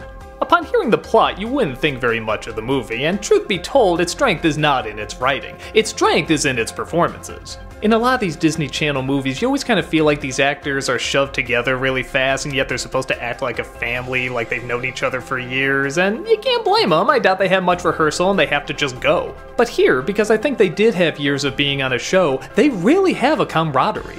Alright, people! Let's move! This way! The other way. The other this way! They have the one-liners, they have the zingers, but they never seem too mean. They seem like the kind a normal family would make. Take for example this scene where the father asks for the wand back. Just give me the wand. Come on. Come on. Give me the wand. Give me the wand. Now written down, him mimicking him wouldn't be that funny, but because the performances seem very real, it works. That really is the saving grace of this movie. I legitimately like watching these people. Nobody seemed out of place, no one was giving an awkward acting job, they all seem legitimately believable. Even something as silly as this magician talking to his parrot. It's so dumb, but by God, every minute he's on screen, I believe that parrot is his girlfriend. He sells it as well as Jimmy Stewart does, making you believe there's a rabbit in the room. Yeah, but I know you were sentenced to 50 years in feathers. But if you take the stone first, they'll disappear forever. You're kind of good at this, aren't you? I hate it when we fight too. They not only work in context of the comedy, but they work in connection to the other characters. I totally buy every single one of their relationships, and they would act how they're acting towards one another.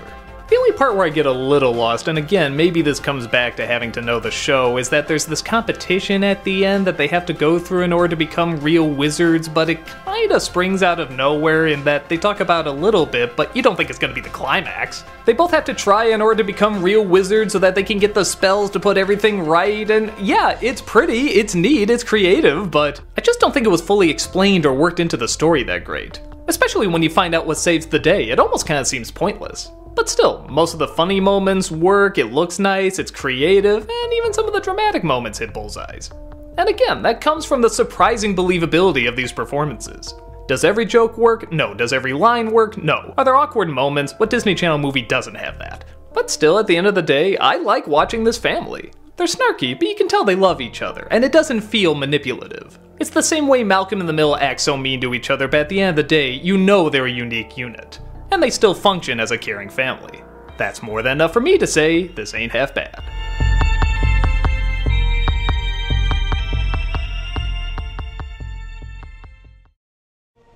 You might think I've seen a lot of the show Proud Family based on what I said at the beginning of my Disney Afternoon review. Who's dissing the Proud Family? Nobody disses the Proud Family while I'm around! But the truth is I've never really seen any of those shows, that was more just to make a joke work. I am somewhat aware of what Proud Family is though. If I visited someone that had kids, that was always a show that was on in the background. So I know a little bit about it. There's a girl named Penny. That's it. Yeah, I don't really know too much else outside of that. The reason I bring this up is because I'm not exactly an expert on whether or not the Proud Family movie is faithful to the Proud Family show. I just kind of assumed the show was kind of like Goof Troop, where it's suburban antics mixed with cartoon zaniness. But let me tell you, if it's anything like the film I just saw, this must have been one of the craziest shows out there because this movie was weird. But luckily though, in all the best ways. It opens with probably the strangest mad scientist I've ever seen in anything. He has a nose that keeps falling off and his master plan is to create a race of peanut people. Yeah, peanut people. He even has little peanut sidekicks. The problem is when he makes these peanut people, they don't last very long. But he comes across the Proud Family whose father, named Oscar, is working on a food preservative that multiplies food. Yeah, this never comes back again. But it also makes the food taste awful, so the higher-ups don't listen to him. You got something that can multiply food and you're getting rid of it just because it tastes bad? Come on, take that! You can work with it somehow! But the mad scientist is happy because that preservative he can use to preserve his peanut people. So he sets up a phony contest that he says the family won and flies them out to his island. That seems to be a thing in these Disney Channel movies, isn't it? But things of course go loony as Oscar discovers the mad scientist's scheme and he makes clones of the family. The clones end up going back to their town, accidentally taking the real Penny, and the real family is stuck on the island with clone Penny. Absolutely none of them are aware that they have the wrong Penny. But the real Penny actually seems to like the clone father, but is confused why her mother is suddenly talking like a gangsta teen. Come on, little sister. What's the 411 on Oscar? She get phone. And also puzzled why her dad suddenly has an obsession with hot dogs. And so are we, for that matter. Without giving anything away, the story goes so insane and so ridiculous that it actually starts to make sense. They actually do have a reason why the mad scientist is obsessed with peanuts, and when it's revealed, it's so absurd you can't help but kinda buy it. Maybe that's the best way to explain this movie. So crazy that you can't help but enjoy it. All the characters are legitimately charming and likable. I especially like hearing Tommy Davidson again. I don't think I've seen him since In Living Color. I remember he had such this great energy and this fast way of talking, and it's great to hear him in the father character. If anyone's moving out of here doing whatever they want, it'll be me! Hey, of course I was bringing you with me, honey. The animation ranges from cheap to impressive to cheaply impressive. It's not like it has a ton of motion, but the still shots that they choose to freeze on have a real Chuck Jones quality to them. They're just great poses and great expressions. Even if they're not moving, they feel alive. They have these great designs that really lend themselves to being bent and twisted and kind of like a good comic strip where even though they're frozen, you can sense the movement that led them to that pose. It's actually very cleverly done. There's also kind of a nice connection between Penny and her father. They have a bit of a falling out early on, but I like that the story doesn't necessarily take it in all the places you think it's gonna take it. Oh, the clone dad is gonna be too mean as she realizes what a good father she had, right? Actually, no, she really likes the clone dad. It takes a really long time and a long series of circumstances to make her realize how important her real dad is. Again, it's strange, but it somehow really works. So again, is this movie representative of what the Proud Family is about, or is it too zany or not zany enough? I'm not really sure. All I can say is I had a lot of fun watching this movie. I like the crazy story, I like the adorable characters, I even like how the animation cuts corners, but in such a creative way. A way that surprisingly looks great and leads to a lot of great line work. Bizarre? Definitely. But also definitely a lot of fun.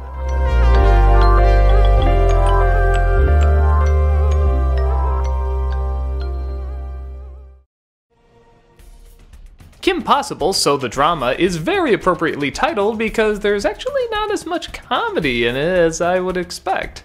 The focus this time around is still a lot of action, but this time more about changing relationships. I personally prefer the comedy more, but this is still pretty good.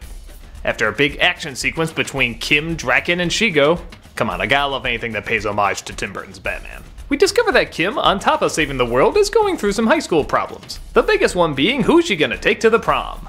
In most movies, this would be a really lame subject to focus on, but this time around, it's about asking her best friend, Ron. Is it worth it? Are they ready to take the next step? Is that even the next step? While trying to figure out where their relationship is going, a new boy arrives to school, who seems identical to Ron, except he's good looking and, let's be honest, a little less annoying. Kim thinks maybe she doesn't have to sacrifice her friendship with Ron, but Ron is not too sure.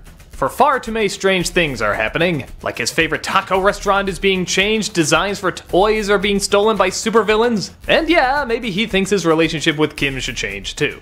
It's looking more and more like this is all part of Draken's diabolical plan, which apparently even Shigo can't figure out, which is also part of his plan, because if she can't figure it out, Kim won't figure it out. Even though, let's be honest, the plan is pretty easy to figure out. But kid show, gotta give a little leeway.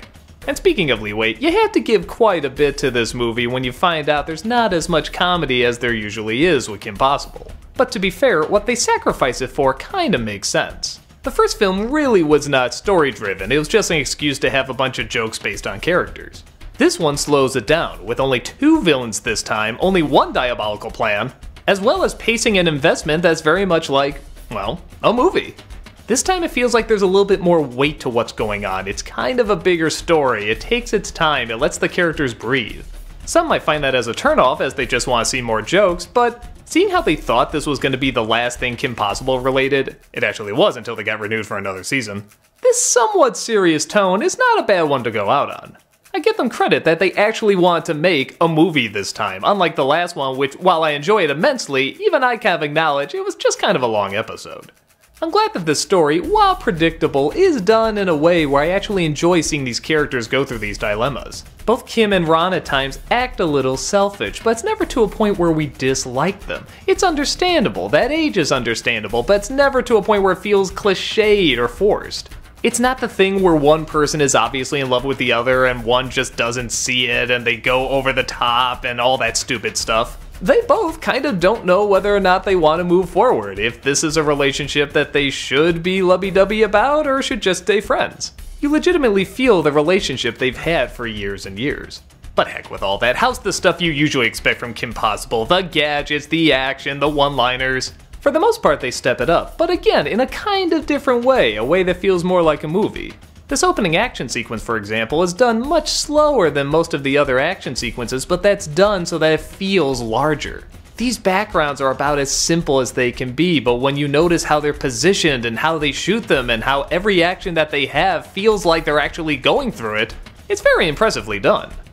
Even the intro is obviously an homage to James Bond movies, but again, they kind of give it that Kim Possible feel. I really like these shows and movies that can take something that exists, pay homage to it, but still kind of make it its own thing.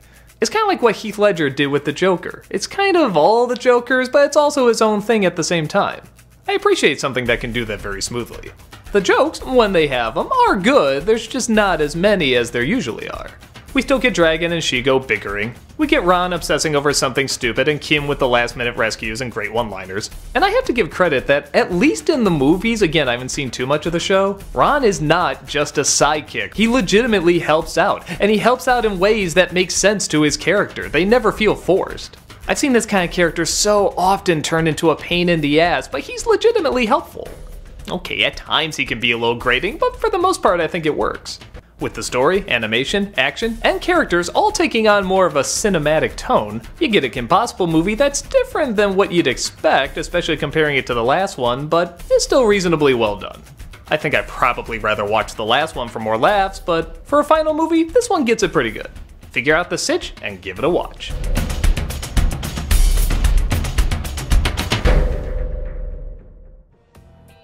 High School Musical, the Disney Channel movie that started a friggin' phenomenon.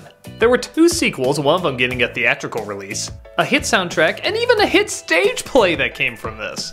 Kids growing up at the time were obsessed with this, and being adults, we of course rolled our eyes and said, oh come on. Stupid, lame, corny, blah blah blah blah blah. If you've seen my review of High School Musical 3, which I did several Disneycembers ago, you'll know that I think, yeah, it is all those things, but it's kind of smart about it, if that makes sense.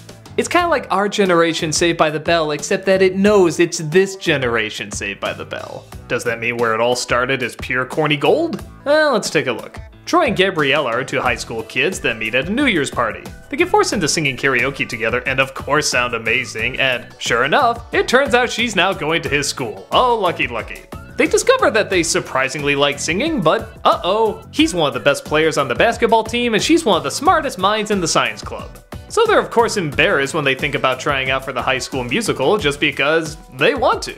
But a incredibly bizarre brother and sister team known as Sharpay and Ryan are always the center of attention in theater, and thus they want to sabotage their chances of being stars. So they start telling everybody that they're trying out for the High School Musical, but sure enough, everyone else starts to get the idea that maybe they should do what they really love. Maybe a skater can dance, maybe a basketball star can make cookies. Oh, the maddening possibilities. On the surface, this all seems, well, stupid. And yeah, it is stupid. It's a playful kind of stupid that makes it very obvious you're not supposed to take it that seriously. There's a whole song all the kids sing about sticking to the status quo. No high school kid would have that exact mindset, but it's kind of satirizing that mindset while also being silly about it. It's also nice to see what's mostly a hodgepodge of cliches break one or two cliches. For example, these stories are usually about the geeky kid trying to fit in, and I like the idea that these kids are already popular and they want to do something that's not very popular simply because they want to. As much as we like to make fun of characters like this, like, oh, being popular is so hard, I give it credit that does show there's stress and pressure that applies to these kind of people too. That pressure of performing, that pressure of being what everybody wants you to be. I also like that the acting teacher is not your stereotypical inspiring acting teacher. She's actually kind of a bitch. She yells, she screams, she has really strict rules. It helps break the idea that this movie has an agenda to get you into musical theater. Ironically, there's not much musical theater in it. Oh, not that there are dance numbers and songs and such, but we don't even know what the High School Musical is about. Hell, they don't even perform the High School Musical. All we get up to is the audition part. And yeah, when you have characters like this brother and sister running around who are just so odd and so in their own little world, you kind of realize this movie's in its own little world too.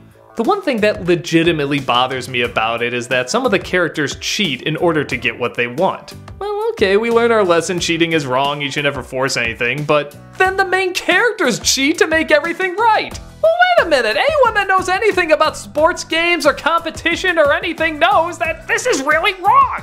This really isn't ethically sound. But when you get to the ending and see just how much everything wraps up, literally in one shot, it shows the epilogues of every character going super fast, you do realize, like the characters in the movie, you're not supposed to take this stuff that seriously. You're supposed to just have fun with it.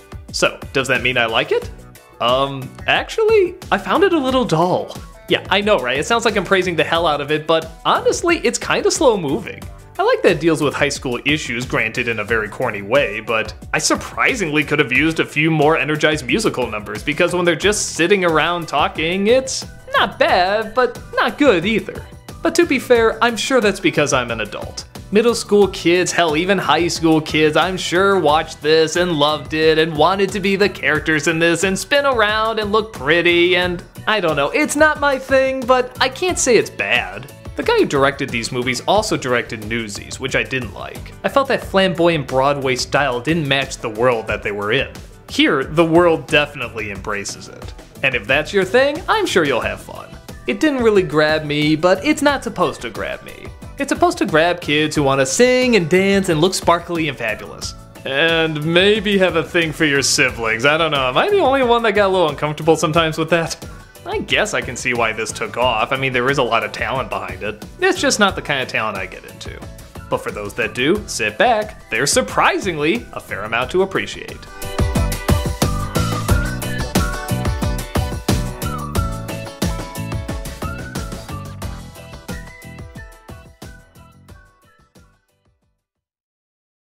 Man, just when you think things can't get any worse, Camp Rock goddamn 2. If you saw my first review of Camp Rock, you know I thought it was a real piece of shit, but it was kind of so bad, it's good, and it was just a piece of shit. But you know what? It made me laugh how bad it was. This one is definitely on the same level, if not more, but what little shred of naivete the first film had is totally erased here. and it's parading around like it has the most soul and humanity, and it has none of that. Absolutely none of that.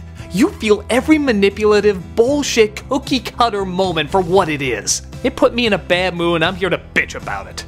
Okay, so once again, Mitchie is returning to Camp Rock. She's surprised to find out, though, that Camp Rock is now a musical. Yeah, not like they sit around and sing songs or perform on stage like in the first one. No, literally, everybody has a dance number ready. If someone just says, hey, I want to sing about something, suddenly the whole camp joins in and they're all synchronized and it's like High School Musical. What? The first film wasn't like that, so why is this suddenly like that? It's like if suddenly in the Spider-Man movies it turns into a musical. Well, okay, that did kind of happen, but people hated that too.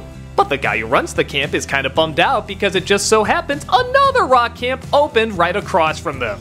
Camp Star, run by his ex-band member that he threw out because he just didn't make it about the music, man. And now he's vowing to destroy Camp Rock at all costs. How do I know this? Because he literally announces it to the entire camp. Camp Star, founded not so coincidentally by my out-to-destroy-me former bandmate, Axel Turner. Who does that? Who's friggin' awkward enough to tell their entire camp this? But to literally sweeten the deal, they parachute s'mores on the crowd, leading to probably my favorite line. Graham crackers! Why does that make me laugh so much? It's just so clueless and lifeless. Graham crackers! That's everybody's bland performance in one uninterested line. Graham crackers! Camp Star invites Camp Rock over to a bonfire, which I swear to God is run by the brother of the guy who ran Cobra Kai, and randomly asks someone if they want to perform. Mitchie says yes, does one of many bland songs, and big shock, they show them up with all these expensive dance numbers and, hey, offers the Camp Rock counselors on the spot to join their team, to which of course they all go over. If there are any Camp Rock counselors or staff who'd like to make the switch, I'd be more than willing to double your salary. Yeah, it's this kind of movie, guys. Even the blonde girl who's the villain in the first one that they became friends with at the end, she goes over there. Christ, didn't I call it? When there's no repercussions, this shit just repeats itself. This means, oh no, Camp Rock has to be canceled because they have no counselors. But of course, Mitchie, her friends, and naturally the Jonas Brothers all come together to be counselors. But uh-oh, being a counselor is hard as they all contribute their one personality trait of being clumsy. Yeah, nobody else has any other personality traits, it's just clumsiness. Ooh, I relate to them now. But when Camp Rock goes over to challenge Camp Star, Master Cobra Kai says, why don't we televise the whole thing? What? Just like that, he has connections to broadcast this to millions of people. They of course agree, which pisses off the guy who owns Camp Rock because he's like, oh no, Camp Rock will close forever. Oh, what are you talking about? Millions of people are gonna see you. Even if you lose, the phone will ring off the hook. You'll get all this free attention. But nope, he thinks this is gonna be the end, which forces Mitchie to work even harder. But oh no, is she losing the soul of the music? Is she losing the fun of camp? Camp Star has the money and moves, but do they have the love? Do they have the genuine human spirit? No, and neither do you corporate piece of shit. I'm sorry, this really pisses me off. When Disney and the Jonas Brothers are saying you gotta be more authentic, you gotta be more real, and they just go into this bullshit song sequence with all the auto-tuning and nothing about it feels authentic, it feels manipulative and bullshitty. Is that even a word? I don't care, I'm making it a word. It's bullshitty. Even Mitchie, in the first film I said I could see her actually kind of being a good actress. She had kind of this awkward smile that looked a little geeky, but it was still kind of charming. Here, that smile never goes away. If anything, they like perfected it, and it's on her face 24/7. I just want to rip that little smile off, I see it so much. She seems like a robot. They all seem like robots. None of them seem like actual people. But we should listen because this is the authentic side that has the heart and soul. Oh, shut the hell up. If anything, I actually side with Camp Star. They say they're there to make people stars, and they say it has a lot of sacrifice and giving things up, and they're right. Anyone that knows anything about the entertainment industry will tell you this. If Camp Rock just wants to be a little fun camp where you play some songs and sit around a fire, that's fine, but why the hell do you have celebrities there? The Jonas Brothers are at your camp. As soon as you do that, it's not gonna be about just sitting around singing songs and having fun. And maybe it would come across better if the people seem like real people, but not one iota of them ever does. The only actress who sometimes seems genuine is the daughter of Cobra Kai. Yeah, they do a stupid Romeo and Juliet thing with star-crossed lovers on each camp, and to her credit, when she talks, she sounds like an actual human being. You don't see metaphorical charts and graphs all around her saying, hey, this'll hit a certain demographic, or you gotta have this funny thing happen because numbers indicate this is where this stuff happens. She sells it like an actual person. Everyone else sounds bland, forced, and forgettable. Even the songs, this is a musical and like 90% of them are entirely pointless. You could have cut them and not miss a thing. I don't know why this movie pissed me off more than the last one. I mean, the last one was really bad too, but something about this one just saying that it understands like real art, real poetry, the real human condition, and it so clearly doesn't. I feel like naive kids are gonna look at this and say, I understand what it means to be an artist, I understand being a musician, I understand the sacrifice and being real. No, you don't. And neither does this movie. It doesn't even get a hint of it. Both art and entertainment should be taken seriously, and if you're saying you're a movie that understands both, and this is your understanding of it, then you're clearly showing your corporate strings being pulled. Said enough, this movie sucks, bye. Graham crackers!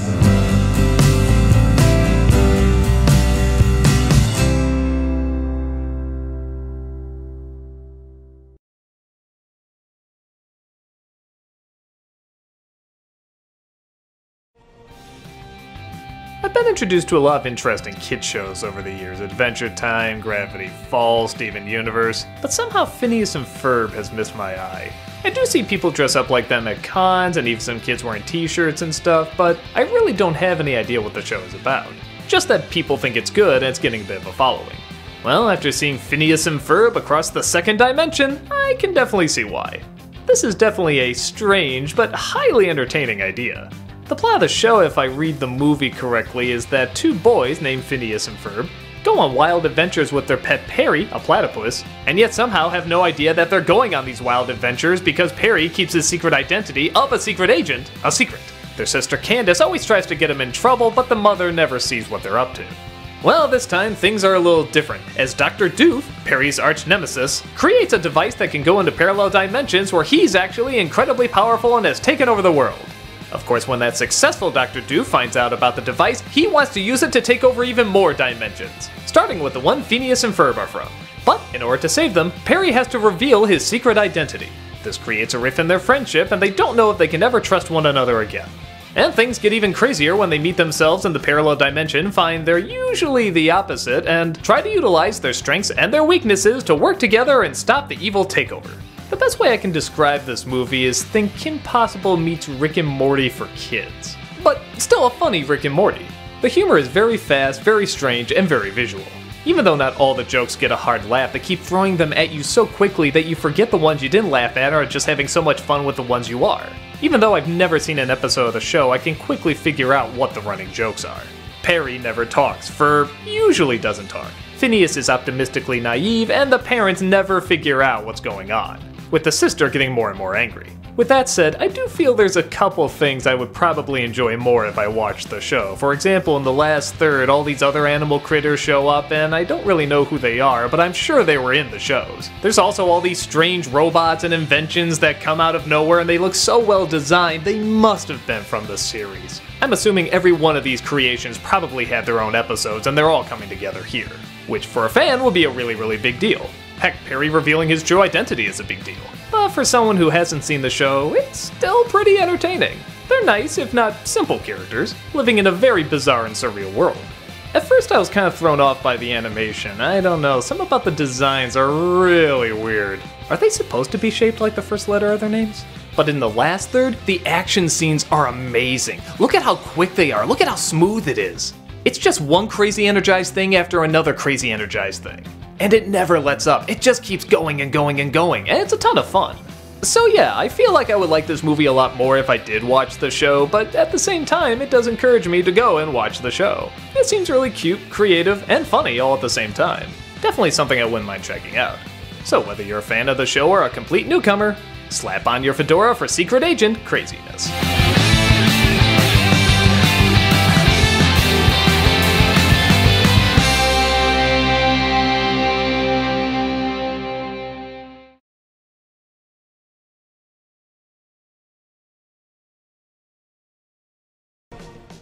Well, I finally finished up the High School Musical trilogy with High School Musical 2. I know that's not the last one, but I actually saw the last one first, the first one second, and the second one last. Yep, that's entirely out of order. So I'll just jump right into it. When I popped this movie in, I'm not gonna lie, I was blown away.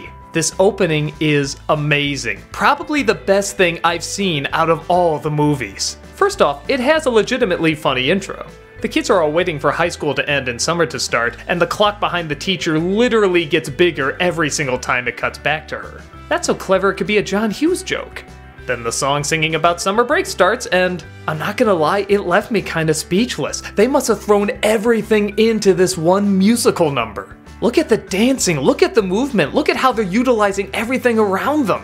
Look at the creativity in these steps. How many things can they do with a basketball and dancing? Damn, they find just about everything you can do with it. Look at the editing, look at the camera work, look at what a grand scale this is. And on top of that, parts of the film had legitimately good jokes. Yeah, not jokes like, oh, it's for kids, I guess I'll laugh. No, legitimately funny jokes. I love these yuppie parents that use their kids as balance. This scene demonstrating how bad kid golfers can be is downright hilarious. Good job, killer. Make the ball fear you. I actually rewound the film to hear that line again and made me laugh so hard. It's also the only High School Musical to show the bloopers, and they're pretty funny too. So yeah, an unbelievable opening followed by some real good laughs and an all-around movie. Yeah, if you thought this was the one that was finally gonna win me all the way over, you're tapping to a different tune. While it does have some of the best parts of any of the movies, it's still on par with, say, that season of Saved by the Bell where they all got jobs at a resort over summer vacation. You remember that? Of course you don't. If you're watching this, you're not in your 30s. Summer begins and everybody just so happens to get a job at, of course, a fashionable resort owned by Sharpay's parents. Sharpay decides for the resort's talent show she wants Zac Efron as her co-host. This, of course, angers her incestuous brother. Okay, I'm not the only one who sees this, right? Tell me somebody else sees this! Of course he, his girlfriend Gabriella, and all his friends want to be in the talent show too. But Sharpay thinks there's too many people and tries to, of course, sabotage him into only working with her. Yeah, okay, pretty lame, but it is made a little bit more interesting when her parents seem to be opening a lot of doors for scholarships and good schools. This makes him more susceptible to Sharpay, and even easier letting his friends go. While doing the talent show in the grand scheme of things is not a big deal, they do make kind of a bigger deal that he is sort of manipulating himself and changing himself to open doors, and he doesn't know how much to hold on to and how much to give up. This is kind of an interesting subject to talk about, and sometimes they do treat it very seriously, but the problem is, it's dealt with a lot better in the third one. When all the kids are graduating, they're trying to figure out what to do, where to go, what colleges they're gonna be at, splitting up, discovering who they want to be, and yeah, it's just done better, more realistic, more thought-provoking, and this is just the typical, you're letting that girl brainwash you, man, who are you? I don't know who you are anymore. Granted, it's done a little bit more delicately and they don't entirely make Sharpay the villain, but the version I saw is almost 2 hours, and it feels like it. When they try telling jokes and doing visual humor, it works, but a lot of the drama and, yeah, even a lot of the song numbers aren't exactly that strong. I feel like they open with too strong of a punch. That first musical number was such a big deal that nothing in the rest of the movie could possibly top it. So a lot of it just kinda meanders. A good half of it is them just moping around the resort and skipping in kitchens. Okay, rewind that, we gotta see that again. Can somebody explain what this is? And while nothing in it is certainly bad, it doesn't really all gel together either. I remember kind of looking at my watch saying, man, how long is this movie? Can we get to the funny stuff again? Or can you throw one of them a basketball? I don't know, just do something like what you were doing before. But yeah, when it gets to those enjoyably corny scenes, they are enjoyably corny. The last minute duet that pops up at the end had me laughing so hard when it's revealed who he's gonna do the duet with that I had to pause it, I was laughing so much. You just shrug and lovingly say only the Disney Channel would give us something so schmaltzy. And like I said, that stuff surprisingly doesn't bother me, that's part of the fun. For me, it's just when it's slow, serious, and been done a million times, adding nothing really new. It by no means does it throughout the entire film, but it does it through a lot that you do kind of move around in your seat a bit.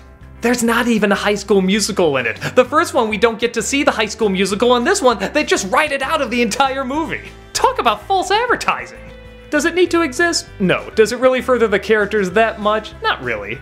But again, there are some very impressive, very creative, and even very funny scenes. I guess if you like the first one, you'll like this one enough. I'd be lying if I said I didn't want to see some parts again, either to laugh or just admire how well choreographed it is. Kind of a mixed bag, but that's High School Musical in a nutshell to me. Get your dance shoes on and check it out for yourself.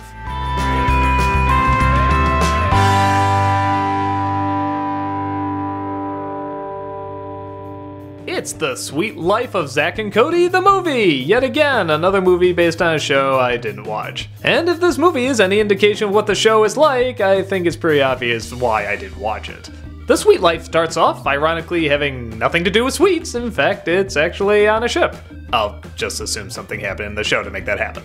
Actually, it's a little weird seeing how Zack and Cody aren't technically in the title of this movie, only The Sweet Life is, and yet there's no sweet in it.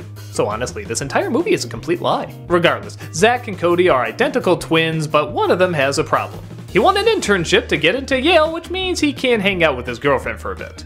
She gets pissed off splitting up with him, and to make things worse, his smart aleck brother messes up his internship, getting him thrown out. But it looks like the scientist he was working with has another internship for him. One that involves, no surprise, twins. So they're both sent to this lab that experiments on twins to see if they can create a certain fruit, where the more you eat it, the more you can feel each other's pain, grow empathy, and eventually become one mind.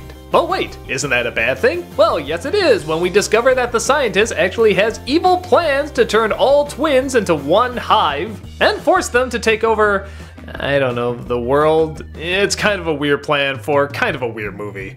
So the biggest problem with this film is very obvious. It's not funny. But I don't think it's supposed to be funny to me. This is funny to the same crowd that liked, say, Good Burger. Like little kids. One of the earliest jokes they have is mishearing mammal for camel. Actually, London, they're not fish, they're mammals. But they don't have humps.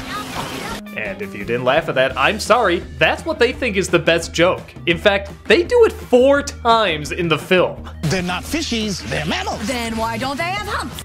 The movie is mostly filled with humor like this and actors that aren't bad, but aren't good either. It's slow, clunky, awkward, but again, I think it's that way because it's mainly aiming for little children to be watching it. And yeah, you might be arguing, don't our little kids deserve better? And yeah, sure, but at the same time, there's nothing really harmful in this. I'm not watching this thinking it's like Camp Rock 2, where there's actually a bad message or bad ideas being thrown by. It even once in a while gets a little bit of a giggle.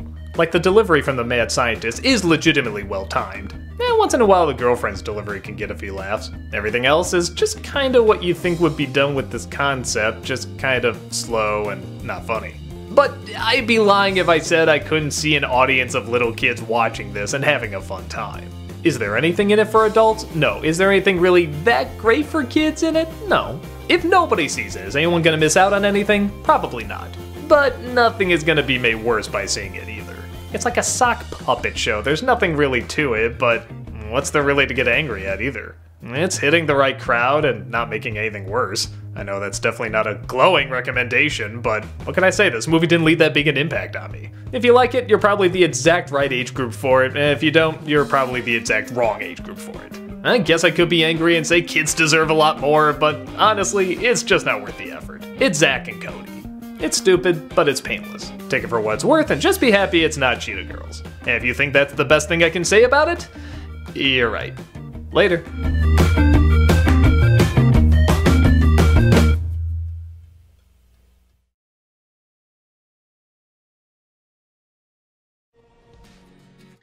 Let's talk about The Descendants. Ever since this idea was greenlit, everyone's been sending me links and updates about what an awful idea this is. A Disney Channel movie about famous animated Disney villains who have rowdy teenage kids that go to school.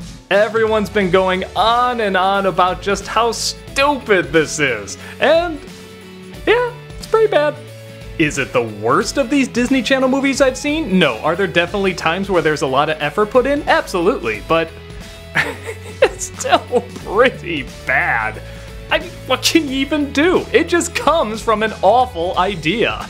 In a faraway land, Belle and the Beast rule all the fairy tale kingdoms, I guess, and they merge them all together, but put all the Disney villains on this island that's actually a little bigger than the Good Kingdom. That's confusing.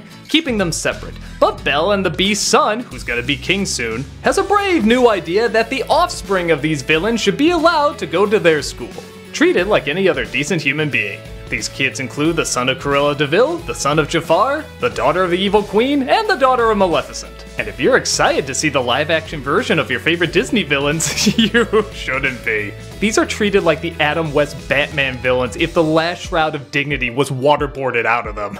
They're barely even recognizable outside of their clothes. In fact, if you had them in completely different clothes, you probably wouldn't even be able to tell which villains they were. Man, just when I thought they couldn't do Maleficent worse than Angelina Jolie, we get this interpretation. The Mistress of All Evil, one of the greatest Disney villains ever, is now a snorting, high-pitched, squealing, bad joke-cracking twit. And the others are not much better. But nevertheless, they see an opportunity when their kids are invited to go to school among the good people, and they convince them to steal the ultimate weapon of power, the magic wand, from the fairy godmother who runs the school. But wouldn't you know it, the longer they stay there, the more they realize they might like being good. Oh, so much conflict. And maybe that's the biggest surprise about Descendants, is that there is legit conflict. The kids all do a good job portraying what they're supposed to portray. Honestly, every actor does.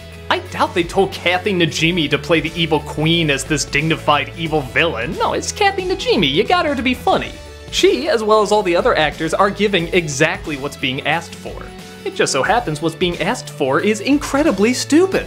Half the time, they really try to make the Disney characters look like the Disney characters. You know that's Maleficent, you know that's the evil queen, they have the stained glass window from Beauty and the Beast. Even the title Descendants has the Disney D in it. But it so obviously doesn't go with what they're trying to do here. There's scenes of the kids trying sweets for the first time because they never had chocolate or good fruit or anything like that. They start getting teary-eyed when they hear how other parents treat their kids and compare it to their parents. There's a downright uncomfortable moment when the mother of Sleeping Beauty totally disregards the daughter of Maleficent because she couldn't see her daughter for 16 years. And it's treated with all seriousness. Okay, so we're gonna take this really seriously? Maybe you should cut scenes like this. It will help you find things. Like a prince. Like my waistline. Like the magic wand, hello? These things clearly don't go together, and I have no idea how this was supposed to work. The only possible way I could see this maybe working is if you never actually see the villains. Like you see the kids, but the villains are always kept in shadow, and they're legitimately intimidating and scary, and like your imagination can fill in how threatening they are.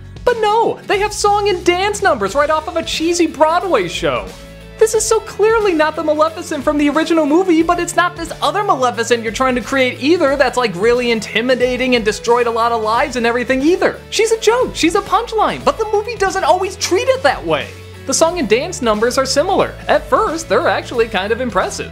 This is the guy who did the High School Musical film, so yeah, it's choreographed really nice, the songs at first are kind of catchy, heck, even the emotional ones are done relatively well. Much better than Camp Rock or Cheetah Girls anyway, I feel legitimate emotion here. But then, you immediately take that point away when you hear their R&B version of Be Our Guest. Tie your napkin round your neck, cherie, and we'll provide the rest. That's right. Oh my god, stop.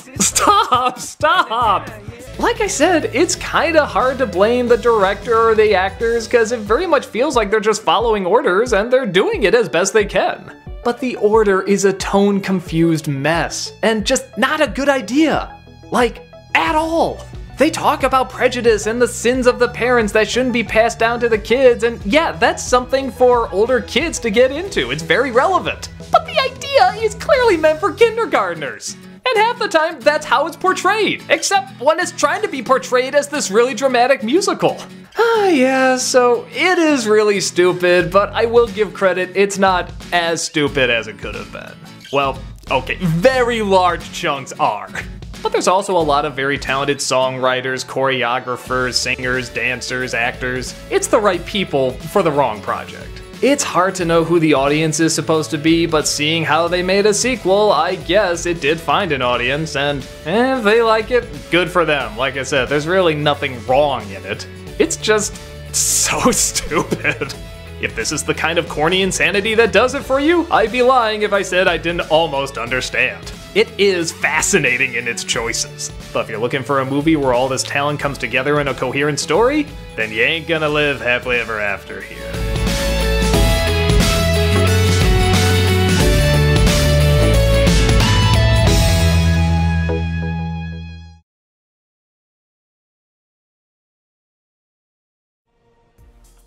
let's finish up Disneycember with Descendants 2. Well, if you saw my first review, you know I'm not exactly a big fan of this, big surprise, but sometimes it can be enjoyed in a so bad it's good kind of way. This one is bad in a very different way, a strange way, and that's saying a lot seeing how this is already a strange movie series. Is it better? Worse? It's kinda hard to say. On the surface, the plot seems exactly what you think it would be. The Descendants are still living among the do-gooders, but they're completely reformed, which is weird seeing how the opening song is bragging about how wicked they are and all the bad things they're doing, and then immediately after it's like that never happened. Yeah, we're so bad, we're so mean, we're outlaws. Well, time to act like the good students that we are. What the hell is the point of that musical number? In fact, our lead character Mal is kind of getting tired of being so good. Her new upper crust status and now being in a relationship with Prince Ben gets her thinking maybe the old wicked days were better than they thought. And speaking of which, Sea Witch that is, the daughter of Ursula named Uma is pissed off that her and her villain friends are still stuck on the evil island while all the other goody two-shoes get to live in harmony. So she has a plan to trick Mal into handing over the fairy godmother's magic wand to get him off forever. When the Descendants try to stop this, they kidnap Ben and hold him hostage unless they turn the wand over. It's a thrilling fight slash dance slash rap off, resulting in a colorful climax where the Descendants save the day. Well, there it is, nothing special, but wait a minute, there's still a half hour left. But that's a perfect place to stop, why are you still going? You defeated the villain, saved the guy, went back home, what else is there to do? Well, yeah, this is where the movie gets a little stranger than usual. A good chunk of the movie is just sitting around and talking. Not necessarily bad stuff, talking about emotions, where you belong, all sorts of teen angst, but the movie's over, isn't it? An hour and a half, that's a decent runtime, you defeated the villain, why are we still going?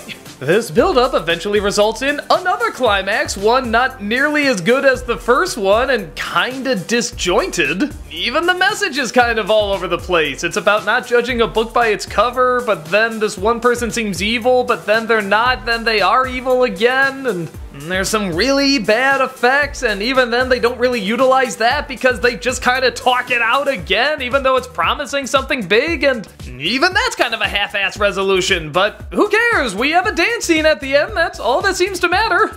What the hell did I just watch? This movie is all over the map, and I'd be lying if I said it was worth getting angry at because it's Descendants 2. I didn't even get that much into the first one. The elements that work in it are the same elements that worked in the first one. The dance sequences are really good, the sets and costumes are colorful, and again, you gotta give credit to a dumb idea actually taking time to analyze the characters, having them talk, having them actually discuss their problems. And they're good problems, like I said, figuring out your emotions, where you belong, all sorts of teen stuff. But it's not especially riveting because these kids still have to be marketable, they still have to be pretty, they still have to be just blank enough for you to insert yourself into their role. You're the good-looking dancer, you're the one going through troubles, you're the one that has the boy or girl that has the hots for you. And because of this, the actors are not really allowed to explore what they can do with the characters. So yeah, on the one hand, there's not as many bad things as the first one, there's no villain sitting around in a room acting like an old folks home or anything like that. But at the same time, why even have it connected to the Disney villains? It seems like there's no point. The Disney villains are some of the great cinematic characters, and to not really make that much of a connection to them just has me asking, why'd you do it to begin with? So is it good? No, but again, like the other one, it's pretty harmless. I can see kids watching it and enjoying it, and there's nothing really bad in it for them. And there are surprisingly attempts at good ideas in there, like I said, trying to have character development, the good dancing, and so forth. But the majority of it is pretty dull. If you weren't a fan of the first one, this one's definitely not gonna sway you. It's not wave your fist anger-inducing, but it doesn't leave an impact either, which some would say could be worse. If you like the first one, you'll probably like this one fine. If not, then just leave bad enough alone.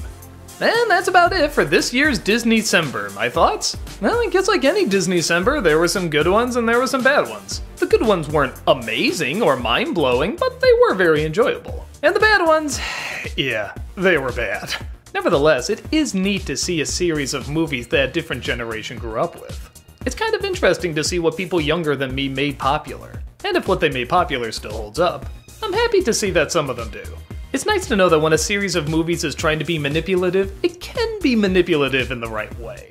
It can teach good lessons, it can open up the imagination, it can teach kids about character and story. It just also happens to be selling toys and clothes and soundtracks and so forth. I had a lot of fun this Disneycember, and I hope you did too.